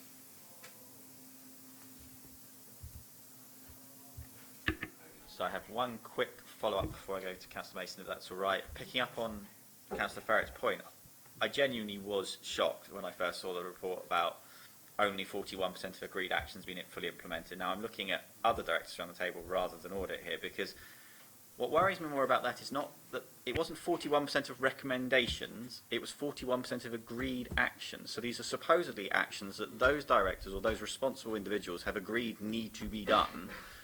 And that seriously concerns me that only less than half of those would then be implemented. And I'm looking forward to the further work into what the reasons are behind that, but that doesn't fill me with confidence. On that note, Chairman, of course, in your pre-briefing, or pre-brief session, they said they'd come back to you about why that had happened. And I think it was within the time frame of up to this meeting. I don't think there was again, one never knows when a solicitor says something, whether they've got actually a timescale in it, but I do recall that it was going to come back to us to hear about it today. If you remember the meeting that we had. Yes. I'd raise it there. Can I make a suggestion, Chairman? It's something that I did with internal audit when I was sat where you are, in the fact that I would regularly meet with Lizzie and the team. And if she was not getting the responses, bearing in mind, as I understand it, where there is action required, it's usually the manager of that department that sort of influences the length of time it actually takes to put that action into place. So it's not internal audit saying it will be done. It's more of a question of how long is it until you can put it in, or we can put it in within 3 weeks or 4 weeks. So they're actually missing their own deadlines effectively in what they're actually seeking to do. We certainly had a situation where I would regularly meet and have conversations with internal audit, and those managers that weren't meeting those deadlines came to governance and audit to explain themselves. It certainly happened with one senior officer, and I think the word spread quite rapidly when that senior officer sat there and was from the beginning of the meeting and was heard right at the very end, because I deliberately changed the agenda to put them right at the very end. And I think the word spread quite quickly. But could I suggest that if we can assist internal audit in getting that action done, then I think that they ought to be told that they can come and answer to the governance and audit as to why they're not achieving what they themselves actually said, and they'll be sitting here in a public environment explaining themselves. It's a simple procedure, and you'll find that I think the hit rate will suddenly go up very quickly when they don't like the idea of being sat here in the heat for 3 or 4 hours. Yeah, absolutely. Just to reassure members, I'm continuing exactly your approach of meeting internal audit regularly with that in mind, and I would absolutely be minded if I knew that there was pushback and things weren't being achieved in time to ask them to attend. I don't think that's a problem. I may now follow up, because thank you for the answer you gave me about 11 members of staff in 2016 and 14 in 2017-18. But we then go to page 13 of your report, which is page 29 in the bundle. By my reckoning, and it's rough, and I know my maths may not be anything like as good as yours, but I suspect that we're talking that In 2017-18, there were 644 more days of external days than there were in 2016-17. There are 3 more staff, which means that on a rough division, that makes there 215 days per member of staff. By my reckoning, in a year, there are 260 working days. Take off 8 for bank holidays and another 20, so 28. You're down to 232. You're telling me that the 3 extra people will have only spent 17 working days in the office and the 215 extra days out. I'm trying not to labour this point. I know you've got analytics and things, but actually I'm talking about physical presence of people doing work. And my concern is that if you just simply take the numbers involved, 11 staff in 2016-17, 14 in 2017-18, take the difference between the external days spent in those 2 years, you get to a point where you've got 3 extremely overworked additional members of staff, by my reckoning. And I'm still concerned substantially and deeply that we are cutting into the internal audit processes and resources in a council that is demonstrating as limited insurance continually. It still needs some damn good, strong, detailed internal audits, and possibly more than it currently gets. That's my worry. And if it's just going off and saying, oh well, we've got such a good audit team, we can go off to Southampton, you name it, and we're not focusing here on the money is spent on behalf of our residents by our council because we're generating revenue elsewhere, that would be both wrong and outrageous. And I would agree wholeheartedly with you, Councillor Lyon. There is a volume of the work that is undertaken that in actual fact the biggest impact is on Paul and myself, because it is the management capacity that we have. We have reduced slightly the coverage for Portsmouth City Council, but we had a tolerance level established with Section 151 officer that for the audit universe, which is the list of all of the activities that could be subject to an audit, we would aim to cover between 21% and 25% of that universe. Now we have come... Annually or? Sorry? Annually. Annually. We have come down slightly, but if you look, Portsmouth has the greatest amount of coverage for us, because we undertake approximately 100 reviews on this authority, which hasn't decreased dramatically from previous years. But we have totally revisited how we go about doing that. So there's various factors that probably come into this, and I think John wanted to add a couple of bits. I would share your concern, because the risk I do not want to carry is that it is Portsmouth that suffers to cover externally income generated areas. But we have increased resources, but we do need to go back and look at it, because the public sector internal audit assessment, the criticism really is around the management capacity, and in all honesty, that is very stretched. Yeah, perhaps if I could just add a few words there, because as Lizzie's explained, I mean, audit comes under my directorate, and not surprisingly, I keep this under very close watch and regularly sort of discuss and review staffing levels with Lizzie as Chief Internal Auditor. I think there's a couple of points of context. I mean, firstly, I think capacity does need to be seen alongside the fact that pretty much every year for the last few years, the team has completed 100% of the audit plan. I think where you would quite rightly need to feel worried is if we were getting to the end of the year and not completing the audit plan. That would be an absolute indicator that the team couldn't cope with the work that was there. I mean, as you know, and as detailed in the report, we've been fabulously successful with internal audit, actually, in sort of pushing that whole agenda about sort of getting out there and providing more of a traded service and brings in money to the council.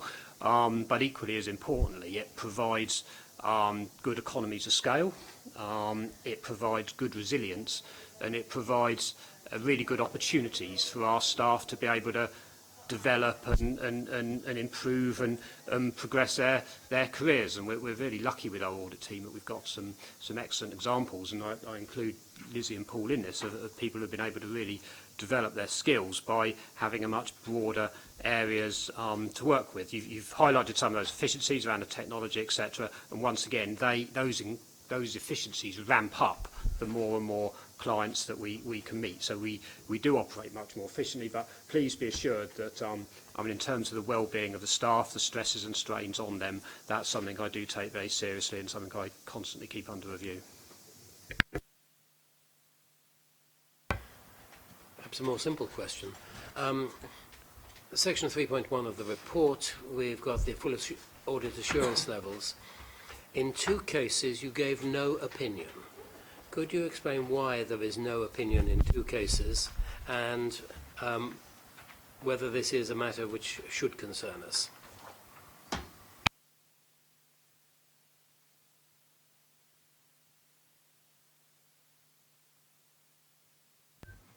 One of the areas is in relation to data analytics, which Paul will go through for you. The other area is in relation to Troubled Families Grant, which is something that we have to sign off on a quarterly basis.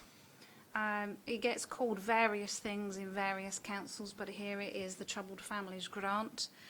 We don't give an opinion on that because it is a case of verifying the submission that has been presented, and it's not relevant to have. We either sign it off or we don't sign it.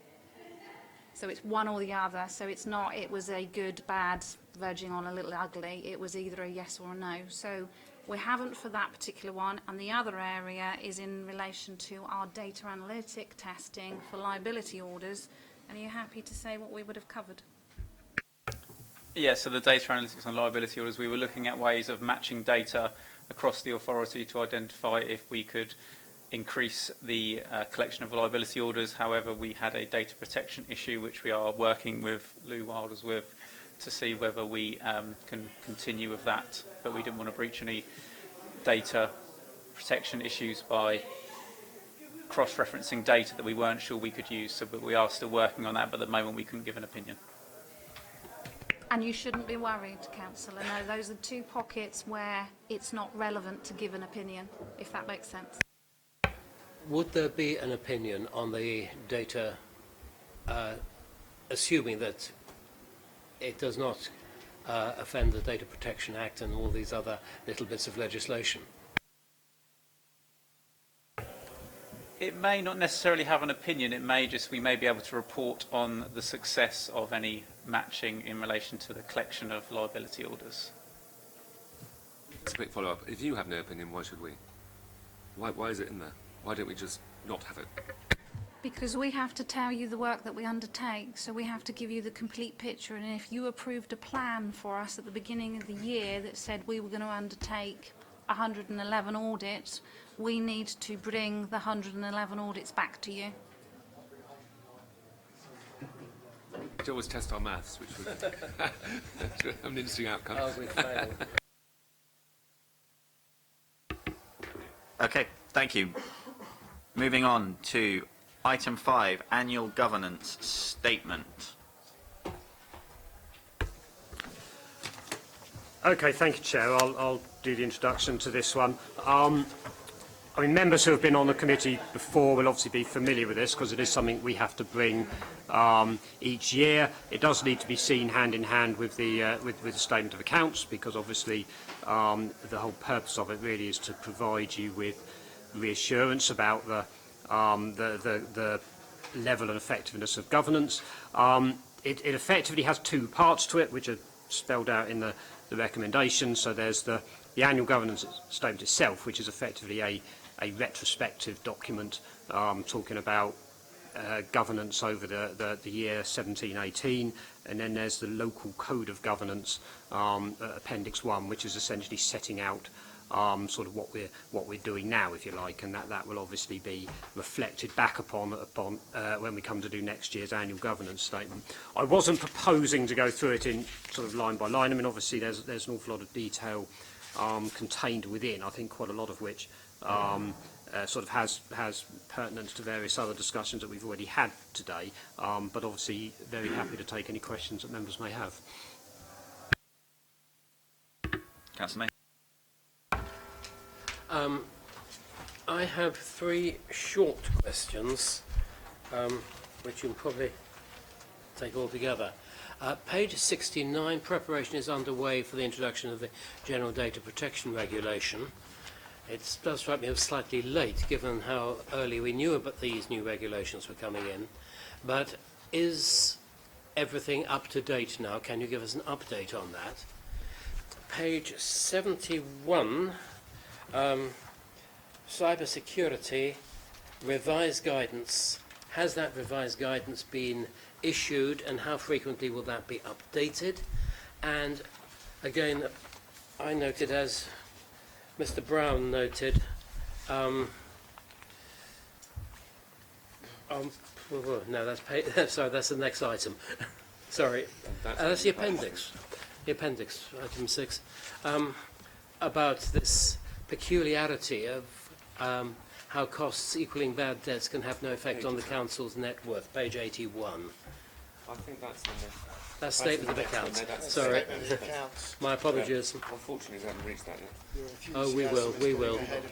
Yep. Okay, well, if I can respond to those.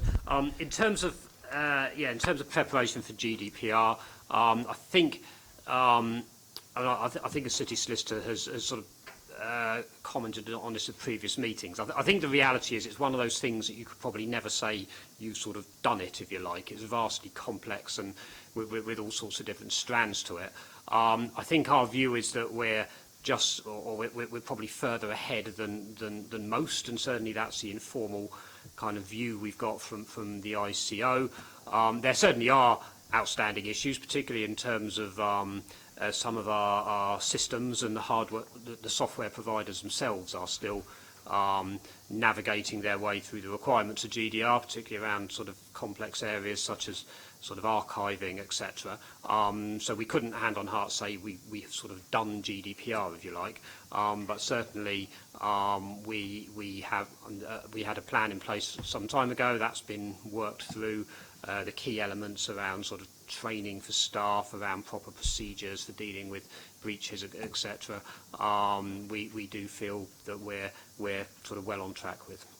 The second question, which was with regard to the cyber security, the guidance to staff has certainly gone out, and there's been a lot of comms on that. I think once again that's going to be, it's such a hot issue that it's something that staff require constant messaging on it, and that's built into the annual comms plan to ensure that that's kept alive and sort of topical issue for staff.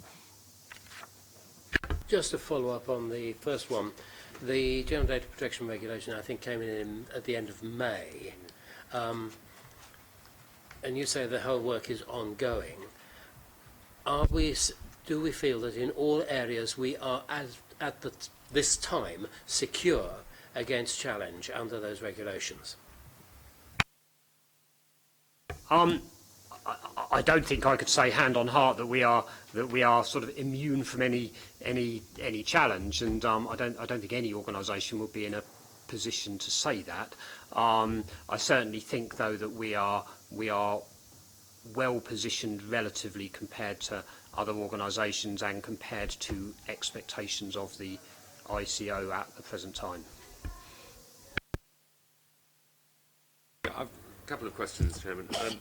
First is, I think that there should be G after F, not F after F. It depends actually how you're feeling about the meeting. But page 69, I believe, becomes 68 is F and 69 is F. But am I right in thinking that there's been some kind of, or is it F1, F2, Formula 1, Formula No, we certainly haven't sought to change the alphabet. I think that is just a typing error, and I'll ensure that's corrected. Okay, well, then on to another one of my favourite subjects, effective scrutiny. The very last, having given us all sorts of other things we should be doing, and I'm not at all certain that we're given the tools to do it, in page 69, effective scrutiny, line 3, or line 2 to 3. It is important that scrutiny panels act effectively as one of their key tasks is to review and challenge the policy decisions that are taken by Cabinet. When does that happen? We don't do that. We do the next bit. The topics that are chosen to be scrutinised are looked at in depth by a cross-party panel of councillors.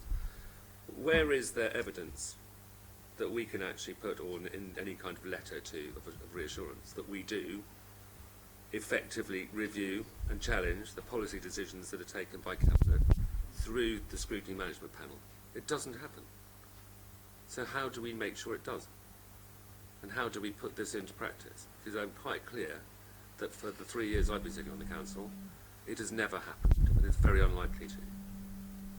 And how do we therefore say that we are actually doing it if this is what our governance policy is? Yeah, I think you appreciate, Councillor, that's quite a difficult one for me to answer in one line. I think constitutionally, the council has arrangements in place for effective scrutiny. We're lucky to have Mr. Ackland here, actually, who's in charge of this departmentally, and it might perhaps be useful to get his take on that issue.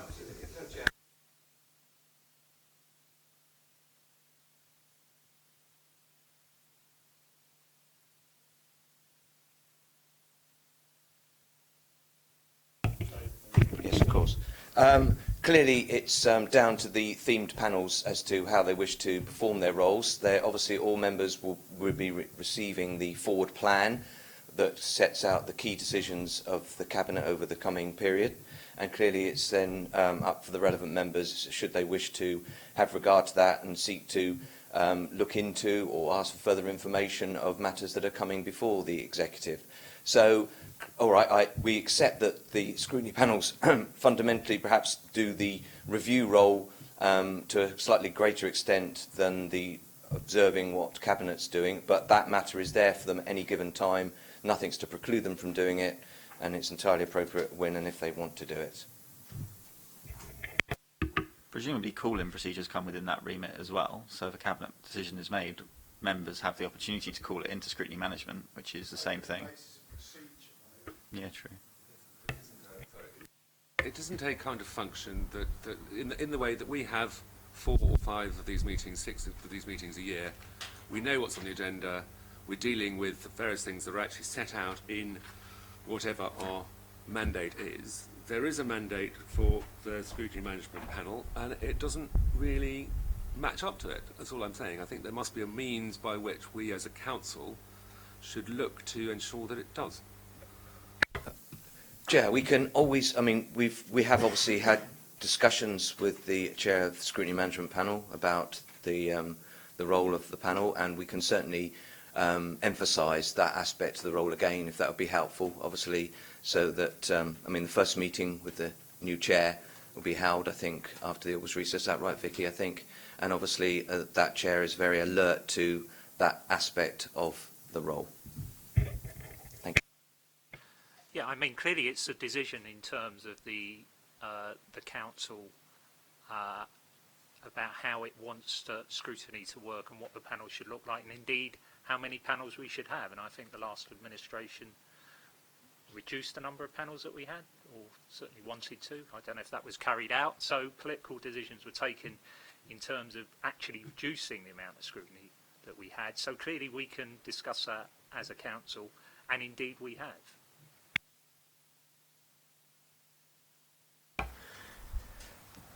Looking at our terms of reference, we are governance and audit, and it would seem to me that there is, has been pointed out by my colleague, there is a weakness in the way in which the Cabinet's decisions and the Cabinet's policies are scrutinised.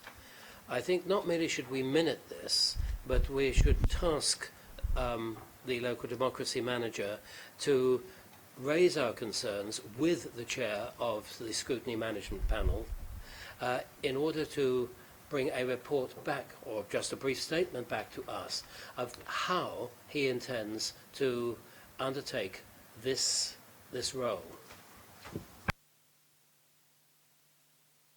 Sounds good to me. Members happy with that proposal? Any further questions on the annual governance statement? No? In which case, as I said at the beginning, we'll move to item 7, which is the external audit results report. Thank you, Chairman. So the report that we have brought to the committee sets out the findings from the work that we have done in relation to the financial statements, which is the following item on the agenda. And I understand we've moved it around so that you understand our views on the statements before you actually get to the stage of looking at, scrutinising and hopefully approving those financial statements.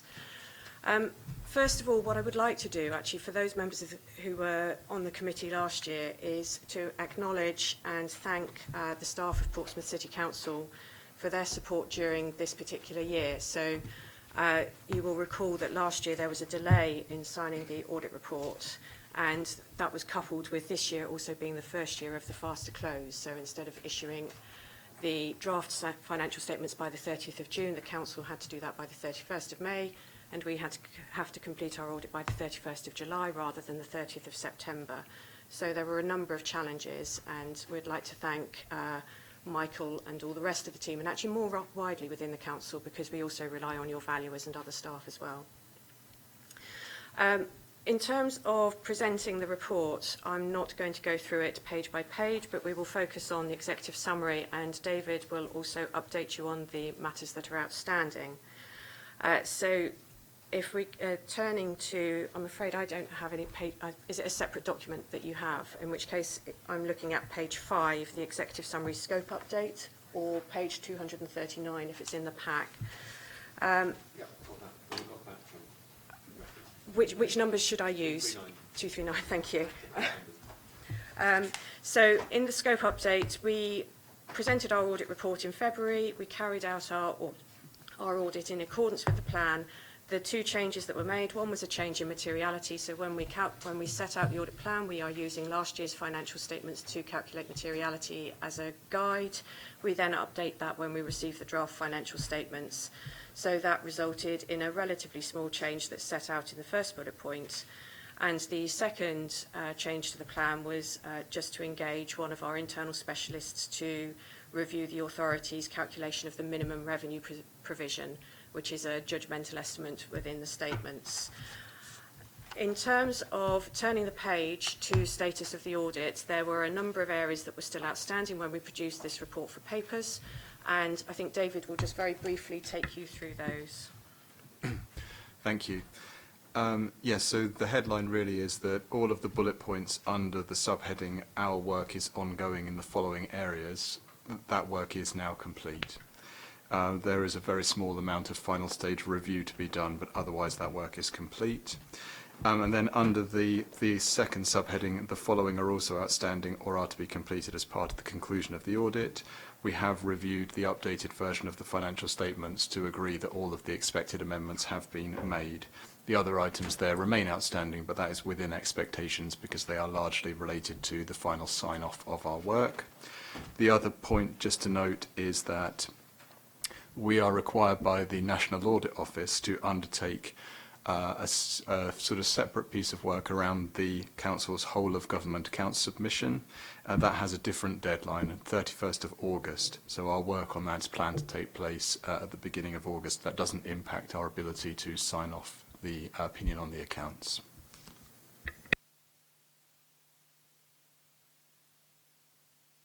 Sorry, with the slight difference in how we thought we were going to do this. So in terms of the audit differences and the areas of audit focus, if committee members wouldn't mind, we'll come on to that in a moment, just so that we can work through the pack in a relatively logical order.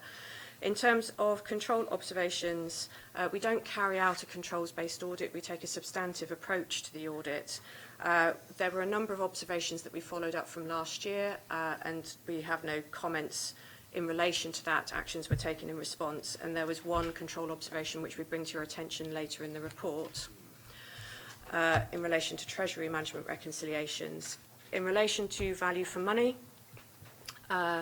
this is where we consider the proper arrangements that you have in place to take informed decisions, deploy resources in a sustainable manner, and work with partners and third parties.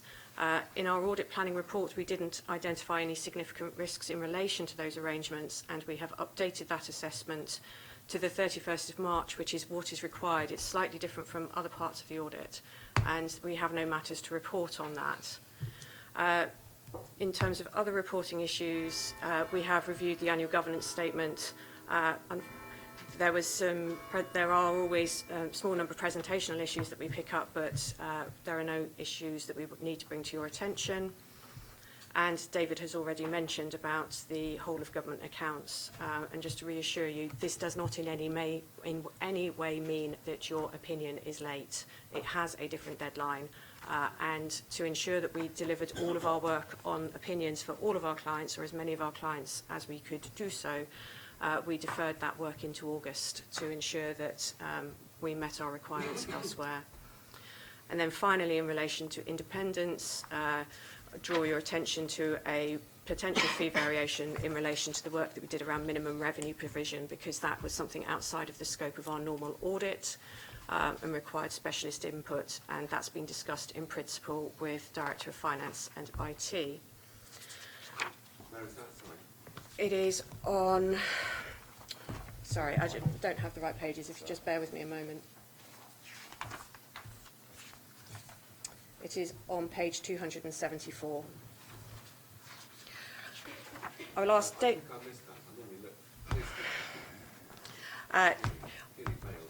Just in terms of the areas of audit focus, David will just very briefly mention, because these are the areas where we have identified a particular area that we want to focus on. So I think it's important that we just brief you on the work that we have done and cover off the audit adjustments, and then more than happy to take any comments or questions from members.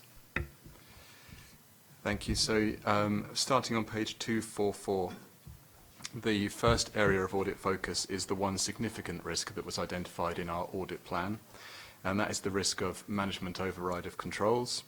That is a risk which we are required to identify on all audits under the ISA, so it is not to say that it is something that is particular to Portsmouth City Council.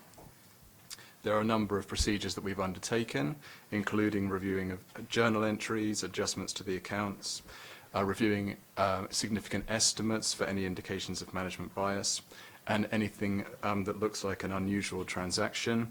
And we've also looked at the Council's accounting policies for consistency with the prior year and the SIPFA code. And in summary, we have not identified any indications of management override through the work that was undertaken. There's more detail of some of that on page 245. But then going on to the other areas of audit focus, starting on page 246. The first of these is the valuation of land and buildings. This is a significant estimate within the Council's accounts. It's an increasing area of regulator focus on our side, and it's something more widely around property, plant and equipment, where a number of issues were identified in the prior year. So we've therefore undertaken the programme of work that is shown there. We've reviewed the valuation of PPE, investment property and heritage assets, with no issues being identified. The next one on page 247 is the classification of investment properties, again in relation to findings in the prior year. The prior year finding was that there were a number of items which had been classified as investment property which didn't meet the criteria for that recognition and should have sat within property, plant and equipment. The Council has undertaken an exercise in the year and has reclassified a number of assets between the two, and therefore I think the figure was just under £1 million, so it's not huge. No. And so our work this year has concluded that those are now properly classified. The next one is around PFI accounting, again really arising from the fact that this is a significant area of estimation. A lot of work was undertaken last year by our internal specialist on the two biggest PFI schemes that the Council has, so we've placed reliance on that work and then looked to see if anything has changed significantly within the accounting models this year.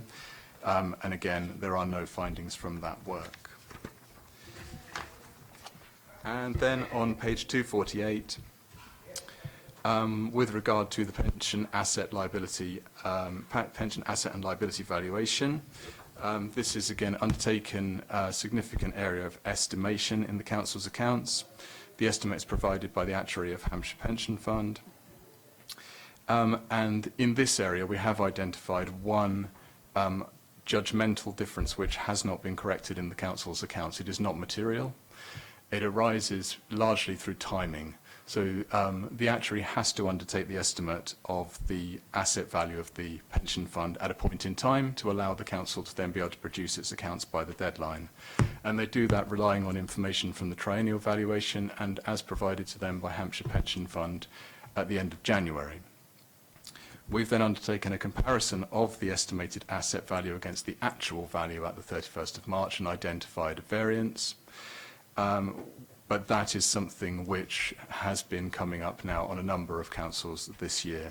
As I say, the council has not adjusted for that, but it is not material, and there's a representation on that in the letter of representation. And finally, on...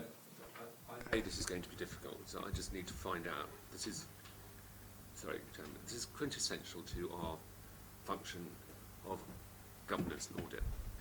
I don't understand what you've just said, and my father's an actuary. So, you know, I'm in that background. It is incredibly difficult to explain to people like us what you are trying to say and how it affects. It's too opaque for me. I want to know what you mean. Does it mean that we should be making a £3 million further loss in the year on the accounts, or should it be you said it makes no difference. If that makes a difference, why are we doing it? I just need to understand, and I think those who've waited long enough in the public gallery need to understand precisely, is it just a esoteric point? You're asking us to do something there. It has to go in a letter of representation, which I'm assuming is going to be signed by the chairman of GNS. So I need, I'm afraid, chapter and verse very, very slowly to help my brain work through exactly what you're telling me. I don't want it glossed over, please. I don't think we were in any way trying to gloss over it. If we can take you to page 257, which sets out the actual unadjusted difference, there is an explanation beneath the table. So the way in which, in order for the council to close its accounts on time, it makes estimates in a number of areas, one of which is the valuation of the pension fund assets that are disclosed within the notes to the financial statements. The actuary calculates that at a point in time. By the time we come and do our audit, which is some 2 months after the preparation of the accounts and could be up to 4 months potentially or longer from when the actuary carried out their estimate, we will have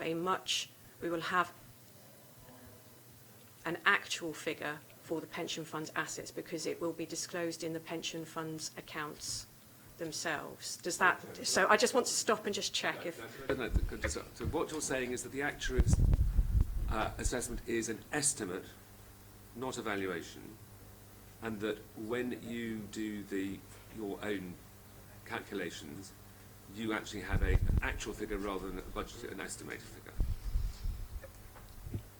So, or as close to an actual figure as you can get. So the actuary will provide the figures for the council, and it will be based on a valuation. So yes, you have a valuation which is in itself an estimate, and then the actuary will then try and judge how much that estimate will be at the 31st of March. But he will be making that judgment possibly at the 31st of December. Sorry, is that in terms of value or liability? Value of the pension fund or liabilities? We are talking about pension fund assets. When we carry out our audit, because we can look at the draft financial statements of the pension fund, we can then assess how, to what degree of accuracy, I guess, the original estimate was. So things obviously change considerably in terms of the valuation of estimates.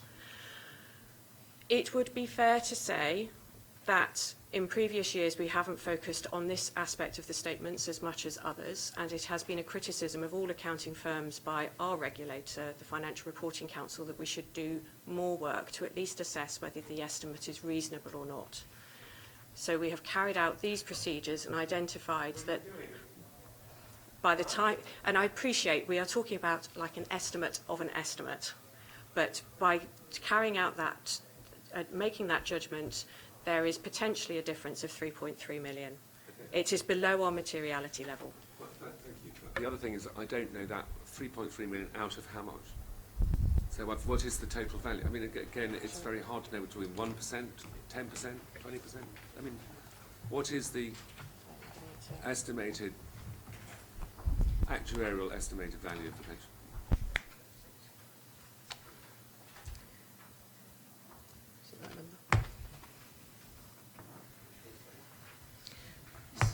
So within the financial statements on page 211, sure.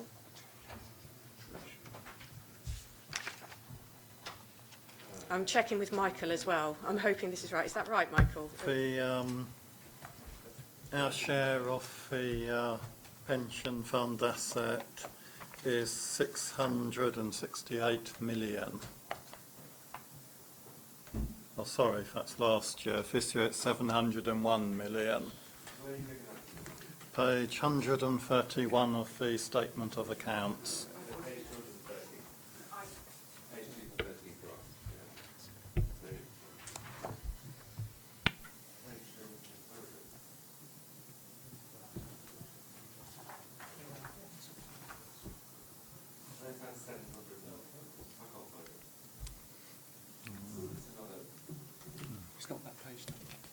Oh.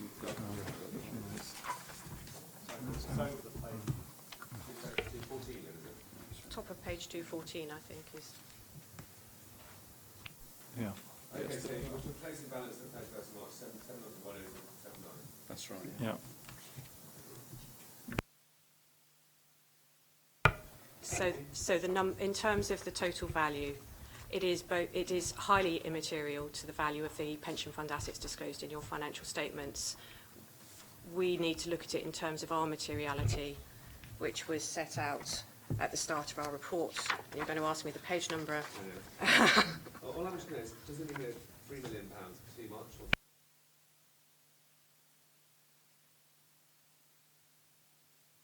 too little. So you have understated your assets you have understated your assets by 3.3 million. So it should be 704 million. Yes. Is that right? Broadly, yes. But that's where the number comes from. That's where it goes to. And we have to make a decision as a committee whether we agree with you or agree with them. Because that's what you're asking us to do. No, in this instance, we are not asking you to do that because this is a judgmental misstatement. So so we are bringing it to your attention. Well, we request that these uncorrected misstatements be corrected or a rationale as to why they are not correct to be considered and approved by the committee and providing them a letter of representation. That sounds to me like you are asking us to make a decision. So that isn't partly our fault, and we should have so that wording would sit above where we might have adjust errors that we also are asking you to adjust. So because we have factual errors and then there are judgmental errors. This is a judgmental error. If the council can choose to adjust it, should it wish to do so. If it does not do so, because it is above our reporting threshold, we still ask for a reason to be given in the letter of representation. Just a minor point. The figure of 701 million has been quoted, but in relation to this difference, which is Hampshire pension scheme, surely the figure should be the 698,147 million, because the pilot's pension scheme is not Hampshire.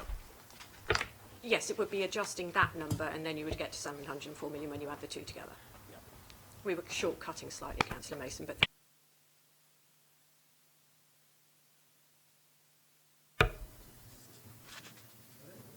I can't, sorry, I can't remember where we'd got to before we had the question. I thought we were going to take questions at the end. There was just the one last area of focus, which was around the Council's group accounts assessment, again on page 248. The Council's refreshed that assessment in the year. We were in agreement with it that none of its interests warranted group accounts. It is something that will need to be kept under review going forward, and maybe dependent on the energy company next year and whether group accounts would be required in respect of that. That was all. So, to conclude in summary, before I take any other questions from members of the committee, we are intending to issue an unqualified opinion on the financial statements, an unqualified conclusion in relation to your arrangements to secure economy, efficiency and effectiveness in the use of resources. We will hold open the audit certificate until the completion of the work on whole of government accounts. As soon as that is completed, then we will also be able to issue the certificate. I should also confirm that we did not receive any questions from members of the public or any formal objections.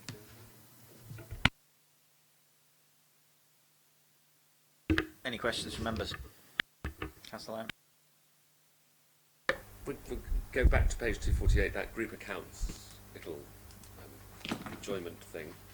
Why would it be that we would re-look at whether or not we require group accounts in respect of VESL, and not MMD, which we own? Why is that not included in group accounts? What criterion are you going to apply to VESL in terms of ownership by the council of the asset and the company and the limited company that you, having looked at MMD, think doesn't apply to them but might apply to VESL? Why is it not in our group accounts? So the council does not prepare group accounts, and it has carried out its own assessment. There is both a qualitative and a quantitative assessment that you carry out in relation to each set of interests that the council would have in a company. We have reviewed that assessment each year and applied our own judgments, and at this point we agree with the council that group accounts are not required to be prepared. Obviously accounts are prepared individually for those companies. Why we have included the energy company is that each year we reassess each year, and it is more a case of, again, we will need to look at it, and the code standards require us to consider firstly the qualitative assessment before we consider the quantitative assessment. So effectively we look at the broader issues, some of which include, as you mentioned, the level of control, potentially the level of risk, the level of scrutiny, reputational side of things, before we consider the actual value of the numbers included. Completely at a loss to know what the difference is between our actual ownership of VESL and our actual ownership of MMD, and why, if MMD does not get included, we would automatically not have VESL, and why it should be included. The two are companies that are subsidiaries, fully owned, wholly owned by Port City Council, and if one falls into it, then the other one must, and if one doesn't, then the other one can't, it seems to me. So what we are saying is that the council's assessment has to be refreshed each and every year. And next year, it will need to consider, as part of that, the energy company. I don't think we're saying that one should be in and one should be out. We're just saying that the assessment should be updated, Councillor. Chris? Hopefully this helps, Councillor Lyons. I'll try. You have to look at each entity in itself. It's not necessarily if one qualifies, then the other one must also qualify. You look at each entity on its own merits and assess it according to the criteria. And just whilst the qualitative side is obviously in focus, if we were to prepare group accounts, for example, with MMD included, we'd be preparing a balance sheet that looks almost the same as the council's single entity accounts as they are presented today, because the size of the council in relation to the size of MMD is so vast that the reader wouldn't discern hardly any difference between the two.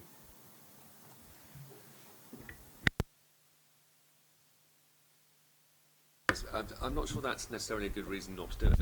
It just, it doesn't mean that, so we would have things like profit and loss accounts in it, and we would obviously be able to identify within the accounts, which as we get onto agenda item 6 coming forward, in any other activities and all the rest of it, where we hide all these wonderful,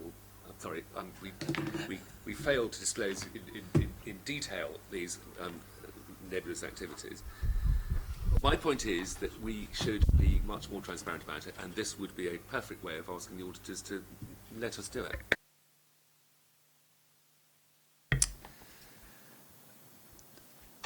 Not strictly true, what you just mentioned, Councillor Lyon. There wouldn't necessarily be a requirement for a separate profit and loss account. That doesn't preclude MMD from having to produce its own accounts, which it does, and submits them to Companies House. So MMD still prepares its own profit and loss account and its own balance sheet. What we're talking about here is whether that profit and loss account and balance sheet is effectively consolidated into a set of group accounts where we aggregate the two together and take out all of the internal transactions between the two, so that you see, if you like, all of the transactions of the entities together. You don't necessarily, in a set of group accounts, see separate profit and loss accounts, separate balance sheets, but they do prepare their own set of accounts in any event, which are publicly available.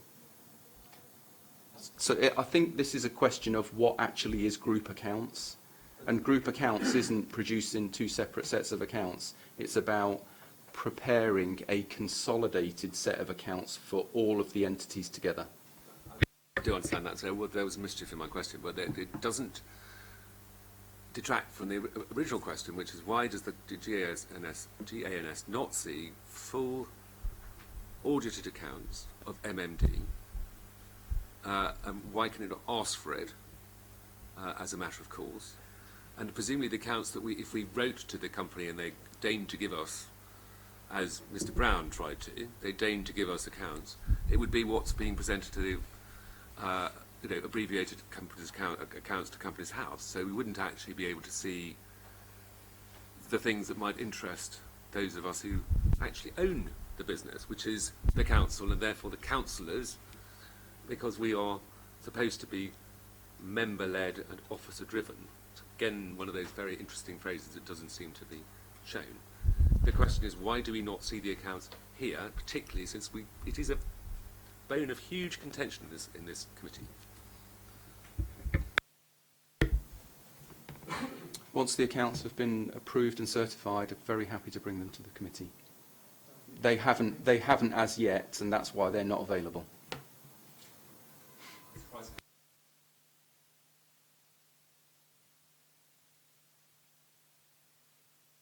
Any other questions from members on item 7?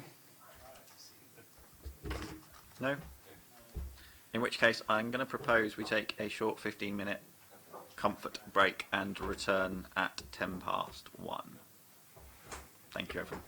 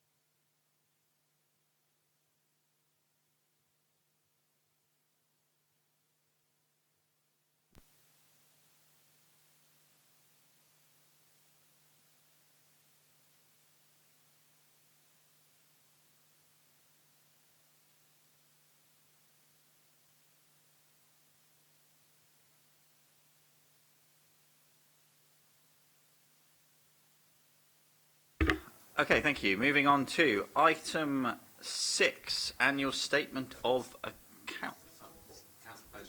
Oh, someone want to go and prompt Councillor Bosher?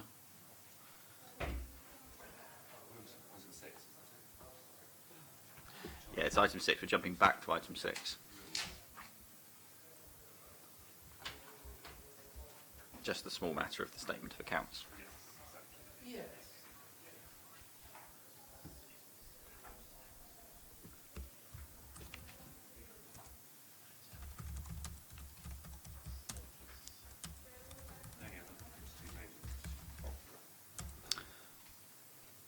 Okay, so we're back to item 6, annual statement of accounts. Over to you. We presented the accounts informally to you at the briefing meeting. As we said at the time, the audit's ongoing and some other amendments have been necessary since then. The more significant ones, which are listed on a list which I emailed you last night and I think's been put round the table, concerned contractual commitments, which is a disclosure note. Again, on the financial instruments note, on the fair value of assets, the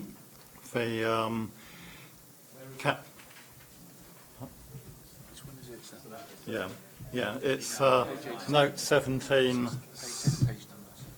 Fair hours. Yeah, it's our page number 85, where we misstated the carrying value of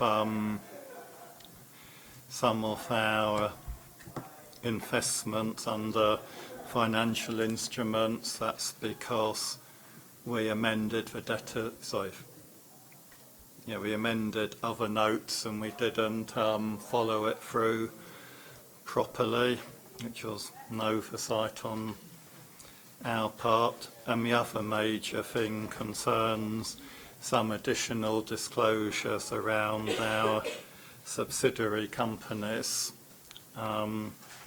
So what we're asking you to do is to approve the statement of accounts and also to delegate to the chair of this committee the authority to re-sign the accounts after this committee in the event that any more amendments are required through the remaining few days of the audit, and I'm happy to answer any questions. Chairman, just on a matter of fact, it's been stated that we were shown these informally at the informal meeting. We did not receive the statement of accounts, and we have only received them in the last week. It was a presentation rather than the draft accounts, to be clear. Well, we'll start off on page 81 with the question which I had as later. This question of this has resulted in both long-term provision and short-term debtors being reduced by 2,069,000. This has no effect on the council's revenue accounts or its net worth. Now, one would have thought that 2 million did have some effect on the council's revenue accounts and possibly on its net worth. Could this be explained more fully, please?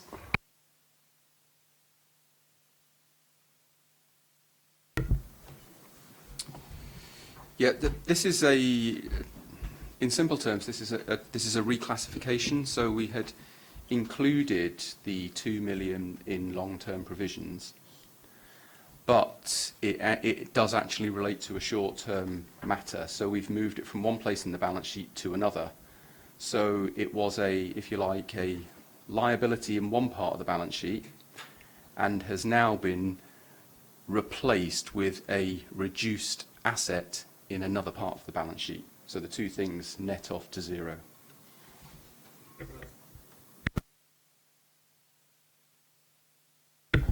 It is double entry accounting, which is exactly the principle we adopt. But, sorry, what you're saying is that we had expected to receive an extra £2 million from these transactions, which we haven't got. So we put them in the accounts as something at some point, presuming 16, 17, 17, 18, 15, I don't know, to say that we had, as a council, earned £2 million more than we've actually received from this particular set of actions, the compulsory purchase orders. So that means that in 1 year's accounts, in terms of our, so it must have been in terms of profit and loss or whatever we call it in a council, we have said that we'd earned an additional £2 million, and now we haven't. So are we restating the accounts in which that particular transaction occurred, which would be in, say, 2015-16, and saying that we actually made £2 million less than we did in that year? Or are we, I mean, I know it's gone to a balance sheet now because it's simply debtors and creditors, and we simply said they're no longer a creditor because we've written it off. But somewhere in our accounts in the last 10 years will have been that £2 million as revenue that we should have received, but haven't, and therefore those accounts either need to be restated, or we need to have a means of demonstrating in the accounts of this year that that write-off is effectively an amount against accumulated revenue over the years, isn't it? I think the first thing to point out is it's not a write-off, it's a provision. So no write-off has taken place. You're correct in the fact that in a previous year we have accrued for income, and that income was within our comprehensive income and expenditure statement, or in private sector terms, profit and loss account. But also in a previous year we have made a provision for the eventuality that we won't receive that income. That provision went to one part of the balance sheet, and we are simply moving it to another part of the balance sheet. So there's no reason to restate previous year's profit and loss accounts. So we, as a council, we can make money disappear, but as a company we couldn't. So we Sorry, Councillor Lyons, Section 1 hasn't suggested we're making money disappear. He's explained it's a change in where it goes on the balance sheet. It's still appearing on the balance sheet, so I don't think that's a fair comment. Sorry, it's a provision. What we're saying is we think it's highly unlikely we're going to get the money, as far as I can tell. That's why you put a bad debt provision. It's what you do in a limited company when you are pretty certain that, for example, a sale that you've made didn't actually come out. They took the car. They didn't give you any money for the car, so you've lost the money on that particular transaction. So if you put it into a bad debt provision, somewhere in the accounts in previous years, you absolutely have to say you didn't earn the £2 million you put into the previous year, even if you might have made a provision, unless you made an absolute provision at the time to say, we think we might have earned £2 million, but we're not sure. So somewhere in the accounts, 2 years ago, 3 years ago, whenever it was, there's a £2 million earning that must be in those accounts as income, and therefore would have been affected our general income and what we used as reserves and all the rest of it, and etc., not necessarily cash flow, that we somehow now are saying is less likely to be received. And although it's a balance sheet item now, it must affect the accounts in the year in which that happened, because it can't have been a plus and a minus to make zero in that year. So either we have a set of accounts that's 2 or 3 years old that's wrong, to the tune of £2 million, or we have to make that provision now and say, actually, it's a loss in this year against a previous year's expected earnings that didn't happen. Surely, we must be having, there must be a chain of events that 1 year adds to the next year to the following year. If something happens that means that we write off revenue from 2 years ago, we have to do that out of our revenue account in this year, surely. I mean, otherwise it just, how would they add up to going from 1 year to year? You say, this is what we made in 2016, this is what we made in 2017, this is what we're making in 2018. There must be some kind of trail that says that. Otherwise we are just letting it disappear. It's gone. The provision was made in a previous year. So the income was earned in a previous year. The provision for not receiving that income was made in a previous year. The provision was made on the basis that we anticipated it to fall in the category of long term. It should not have been put in long term, it should have been put in short term. So the point about it is that the provision has been made. So the provision for the likely non-recovery of that income has already been made. We are simply changing the classification of how we record that provision on the balance sheet from a long-term provision to a short-term provision. So that helps, but which years are we talking about? Which year was it in the accounts as being a plus, and which year was it in the accounts as being a minus? The income relates that the income was accrued quite some time. That was accrued quite some time ago. 2010, 2014, 2016. What years are we talking about? Well, it will be the year in which we were incurring officer time on the Northern Quarter development, because it was for the reimbursement of officer time for that activity. Now the question is that officer time eligible to be reimbursed? That will be part of the negotiation. So I suspect it was 4 years ago. It's to an extent a guess. I'd have to look up the exact time at which we were accruing that income. We were accruing it over years, but I can't recall when we stopped working on the Northern Quarter development. And in which year did it come off as a minus?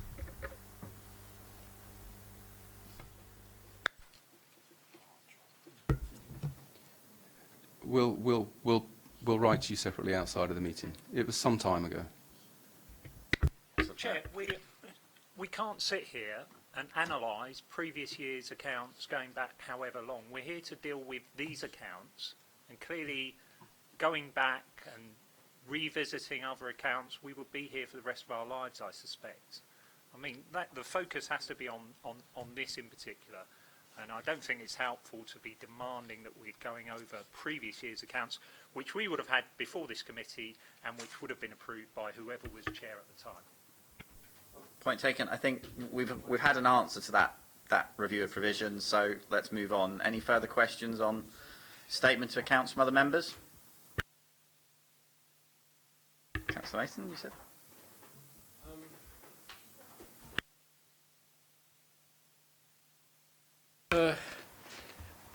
Taking page 160,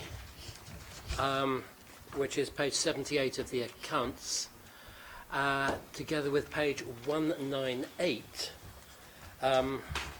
which is page 116 of the accounts, we have the Hampshire Community Bank Holding Limited. There is a note which we've received this morning on this, but it would be interesting to know, we had a council meeting when we agreed to buy bonds in this company, as well as having shares in this company.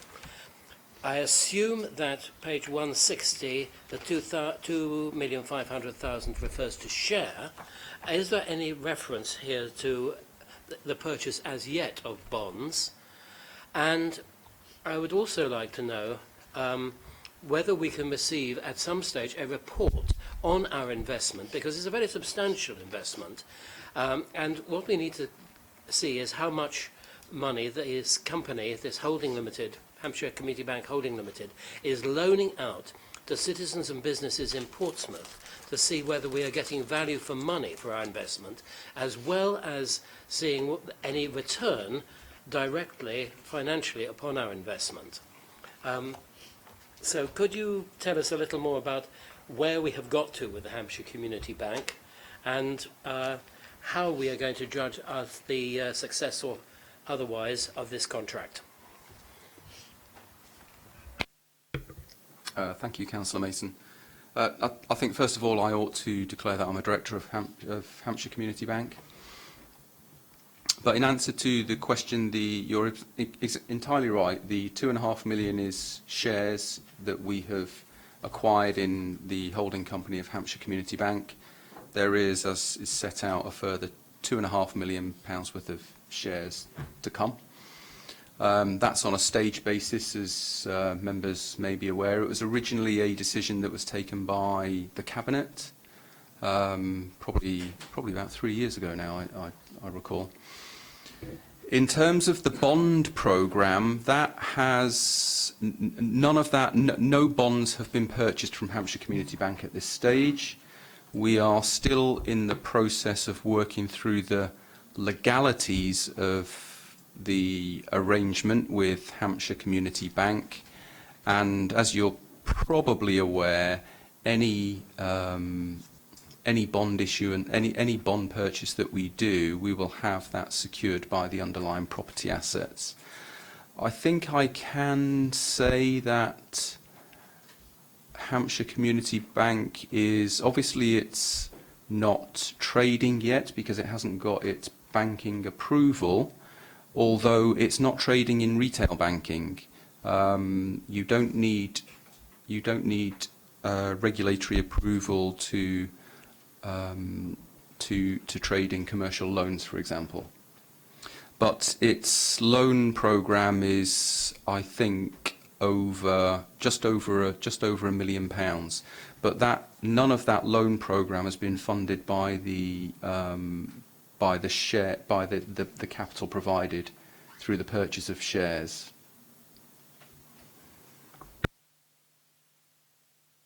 And the other side of it, so we can judge whether it is sensible, whether the success or otherwise of our investment in these shares would be whether the commercial loans are being made to companies within this city, so that we will get an employment return, we will get a return in terms of business rates. Do you have any idea of how much they have loaned out in commercial loans and where it has been distributed within Hampshire? I do have that information, but I don't have it with me. I can tell you that it's in Hampshire. I can't tell you how much of that was within Portsmouth at this stage, but I can certainly request that information from the bank and let you have sight of that. Right, thank you, because this is a major investment of this city, and I think that in the same way that we drill down and try and understand other types of investments, we should drill down and try and understand this one. Could I suggest that comes back as a report to the meeting on the 14th September, which is our next scheduled meeting? Yeah. Okay. Other questions from members? Councillor Lyon? Thank you. I note the net cost of services. I don't understand that item at all, and I've read it and reread it. It seems like it's not just double negative, but a triple negative. You say this is largely due to a reduced. It's page 113 of the pack and 31 of the board. Net cost of services has increased by 68.3 million.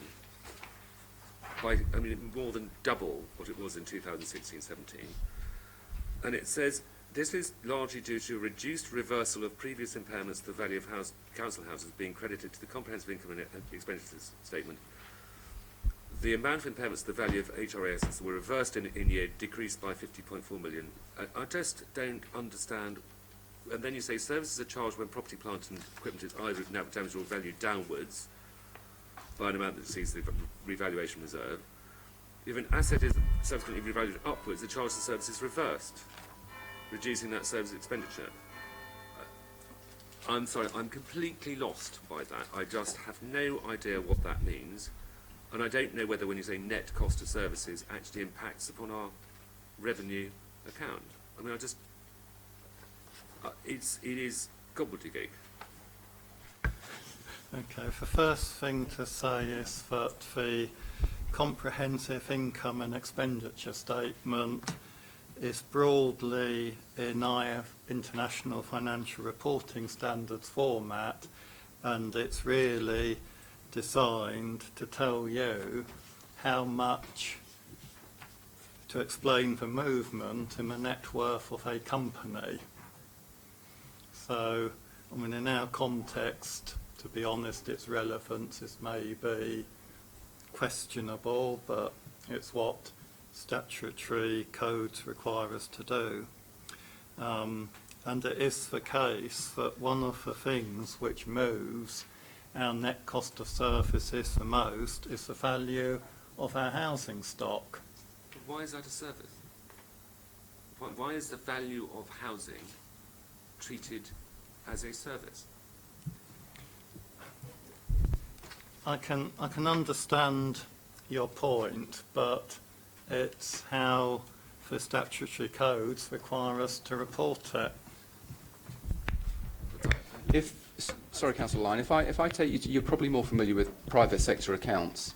If you have in a sense, a gain or a loss on the value of a property, you bring it into your profit and loss accounts. This is the equivalent of a change in value of our overall assets, which in this context of the comprehensive income and expenditure statement, we bring into our accounts. In reality, it makes no difference to the council's financial position, and it doesn't affect the council's budget at all, because any transaction of such nature, we then reverse out through the regulations that we have to abide by in order for that not to have an impact on the council taxpayer. Thank you, but it's still an enormous amount of difference.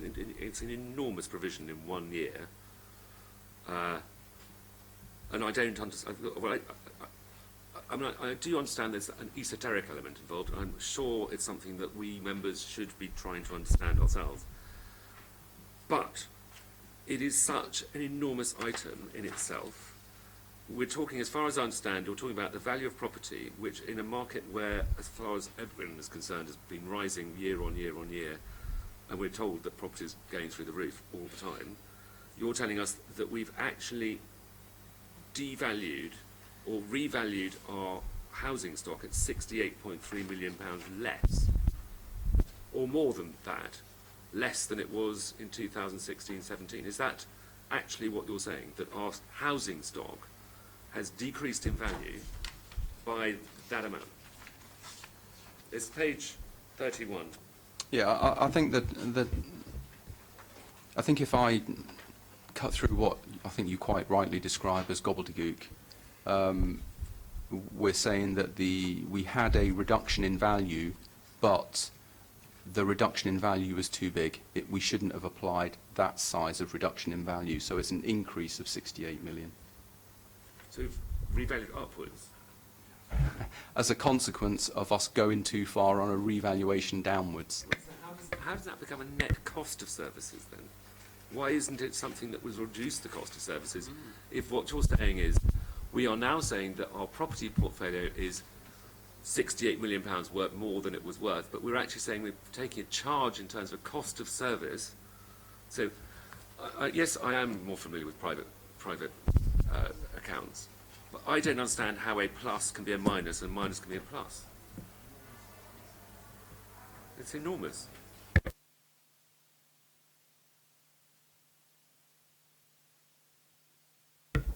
I think it's probably worth pointing out that if you turn to page 75, the net book value of council dwellings is £632 million. So just to put it into context in terms of the size of the revaluation. Is it up or is it down? And is it a cost or is it a reduction? I cannot understand. We are attempting to explain the change. That's why it's confusing. We're obligated to explain the change, and so it's not an absolute. What we're not explaining is an absolute revaluation. We are explaining the fact that a revaluation in 1 year, the value of a revaluation in 1 year is different from the value of a revaluation in the subsequent year. And it does make the explanation very, very difficult to comprehend, even for trained accountants.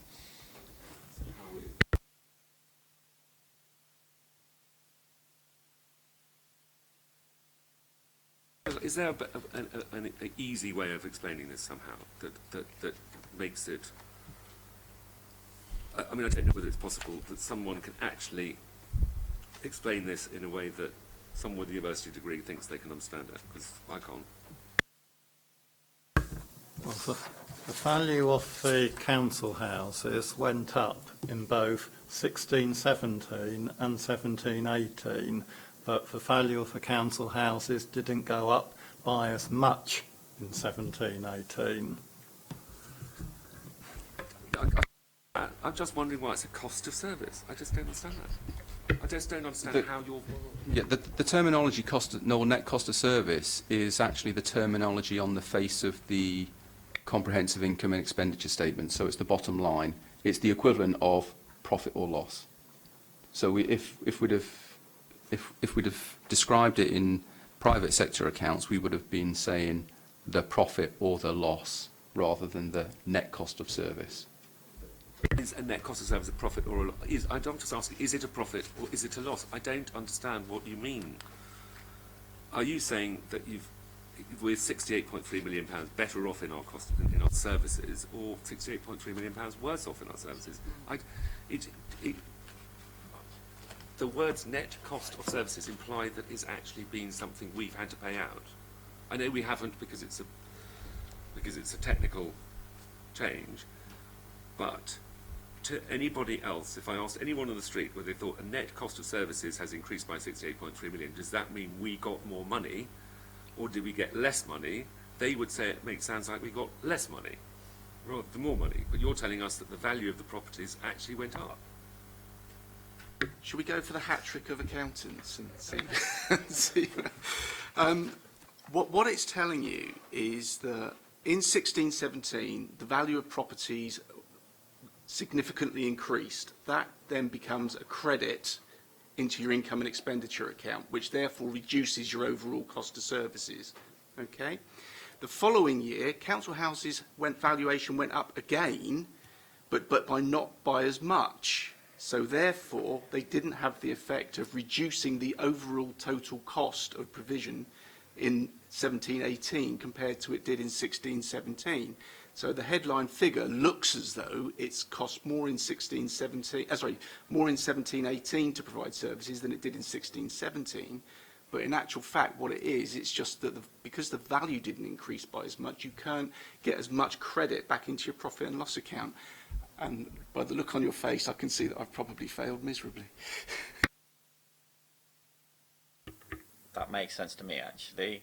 But I think the key point here is, A, cost of services is a misnomer. It's actually equivalent to whether it's a profit or loss. And B, all of it is notional because, as you highlight, this only crystallises if we actually get rid of any of the assets, and none of these are being actually got rid of. I agree, but what I think I'm finding out from that is that we actually put a figure in as a budgeted figure for 2017-18, which is much higher than the outturn, and the question is, why do we put one in at all? It's nothing to do with the budget. No, it's not a budgeted figure. The point is it's a difference between this year's accounts and last year's, so when you're comparing the two against each other, it's shifted. It's not against budget, it's against last year's performance.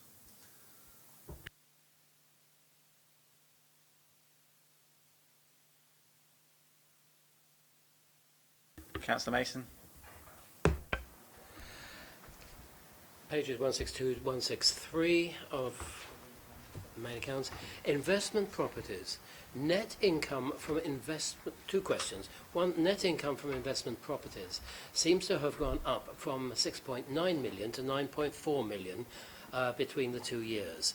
This seems a remarkably successful increase. How far is this due to an increase in the returns we're getting for existing properties? How far is it new properties? Question A. Question B concerns historic buildings, which I know that the value is purely notional, but it does appear to have gone up by 33% this year. Could you explain why?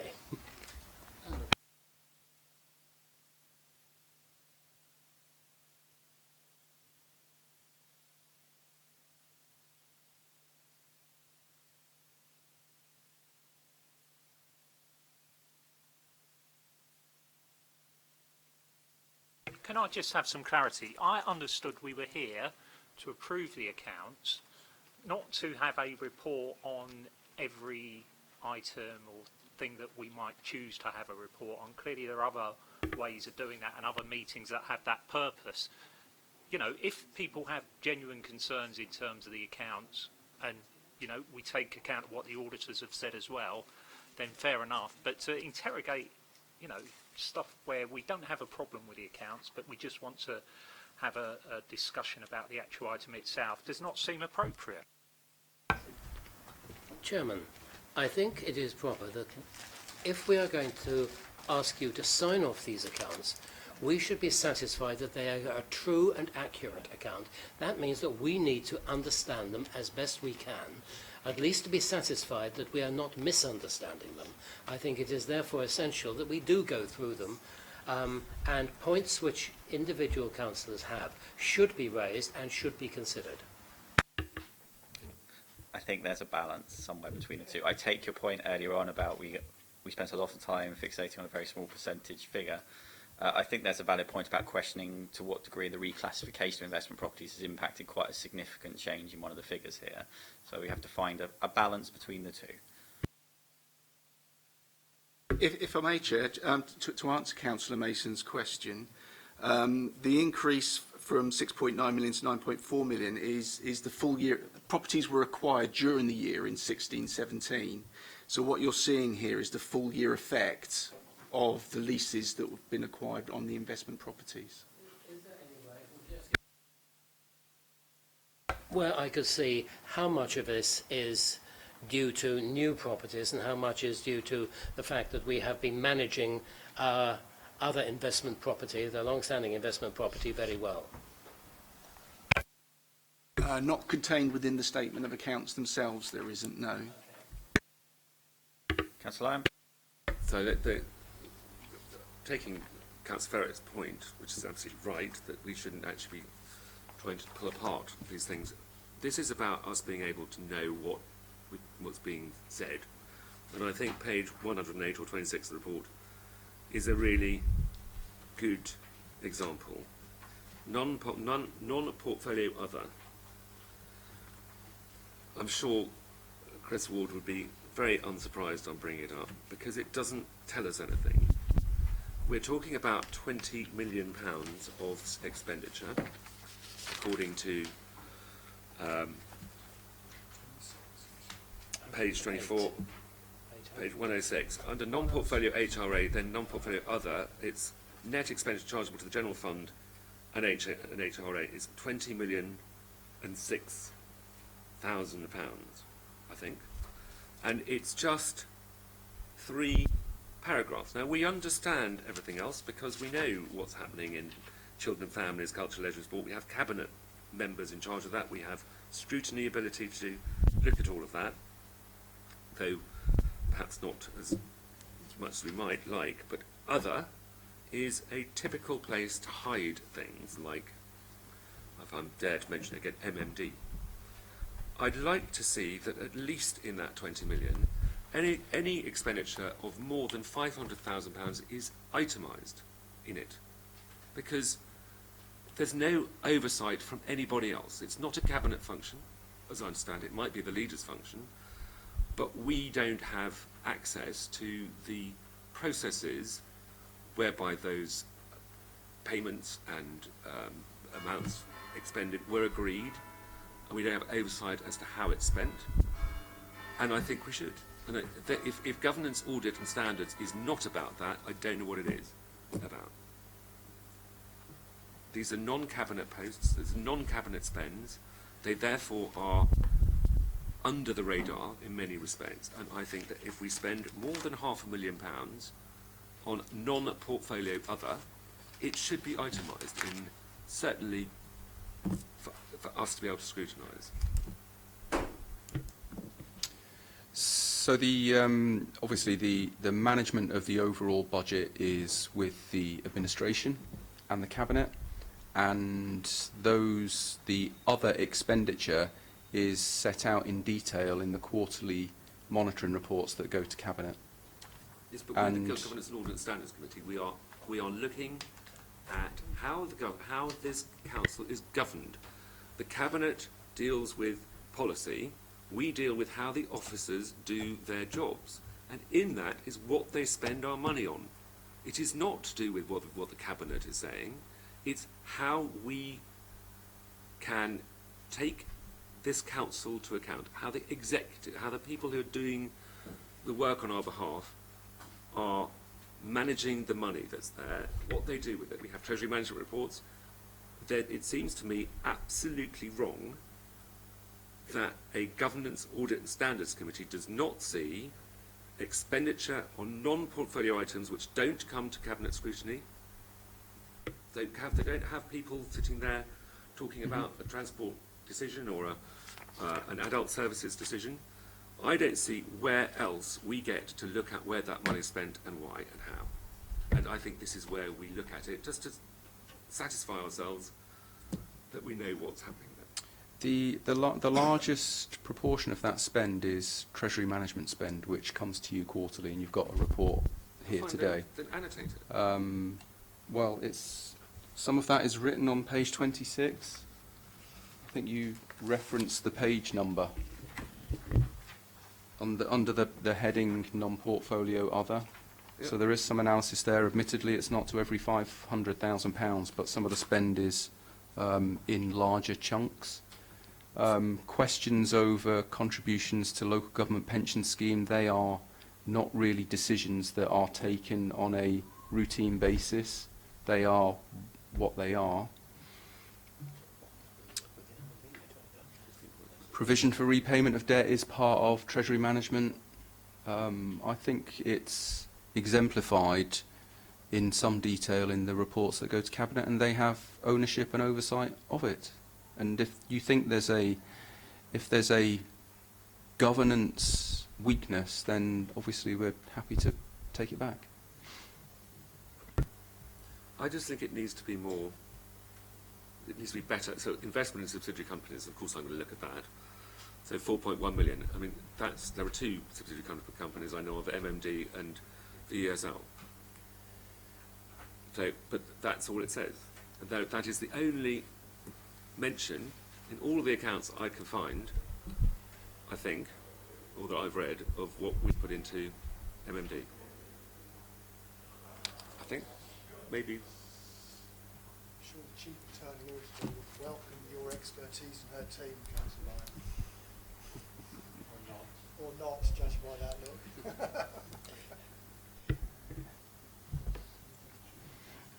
look. I think the point for us is that we're preparing these documents to a prescribed format. We're quite happy to answer any questions and provide any further information that you would like, but this isn't the vehicle for providing that information. These are to a prescribed format that accord with the Code of Practice for preparing the accounts, and also in accordance with international financial reporting statements. I suspect if we were to provide much more exemplification, our financial statements would probably be double the size that they are now. Councillor Mason. Chairman, I accept what has been said.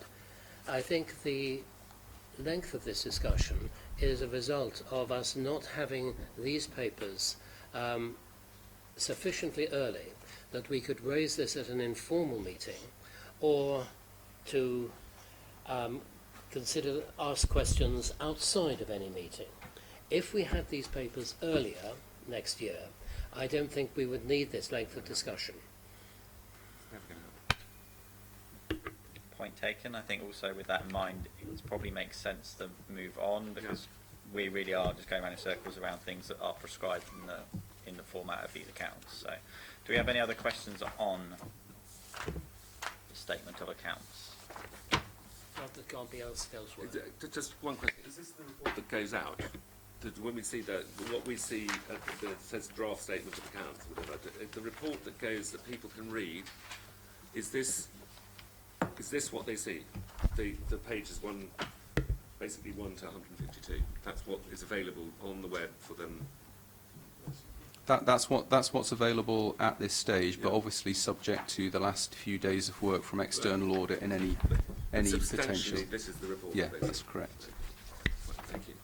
That's all. Okay, if there's no other questions on that, I propose to move on to item 8, which is risk policy. Oh, actually, we do, don't we? We do need a resolution. Sorry. In which case, I'll formally propose that we approve these, that the statement of accounts be approved, and that the authority be delegated to myself as Chair of Governance and Audit and Standards to sign an amended statement of accounts, should this be required, following comments from the auditor.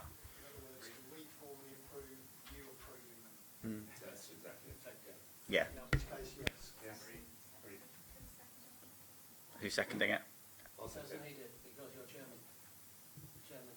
Okay. So, all agreed? Good. Then, Chair, if I may, not wishing to prolong this any longer than we need to, but as set out in the Ernst & Young report, we do also require you to sign the letter of representation, and that's the letter. That's the letter that has contained within it the rationale for not changing the accounts for that pensions item. You have, it's within the pack. It's in the pack. Okay. Proposed by Hugh. Who's going to second it? All those in favour? Agreed.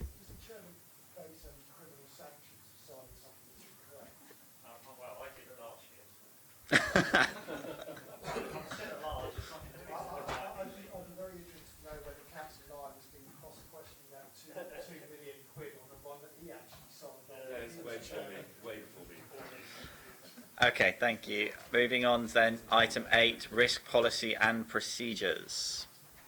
Yeah, thank you, Chairman. I wasn't proposing to say anything else about the reports. I think it's fairly self-explanatory, but happy to take any questions that members may have.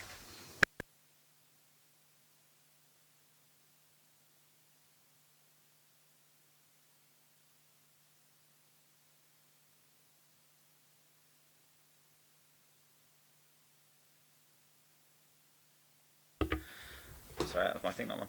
Item 9, Treasury Management Monitoring Report, Quarter 1.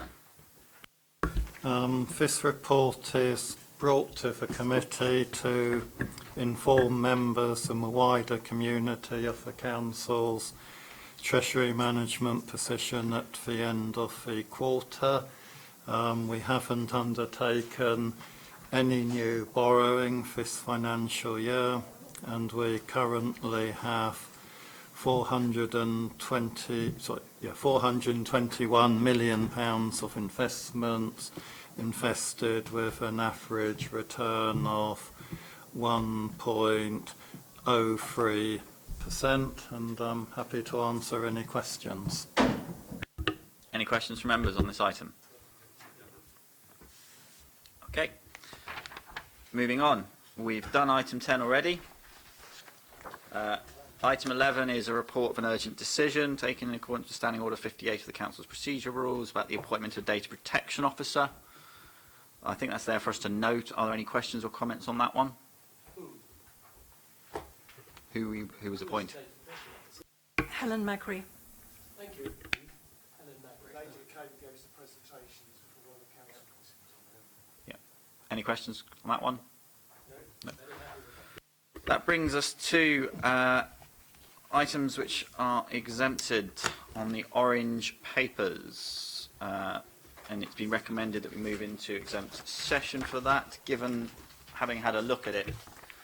In this instance, they do contain quite considerable commercial information around the status of contracts. I propose we do move into an exempt session for this. Are members happy?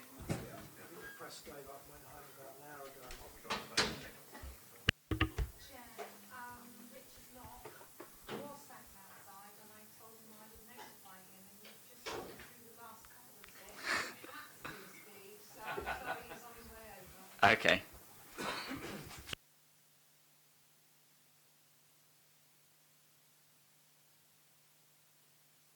Yeah. It is switched off, yeah.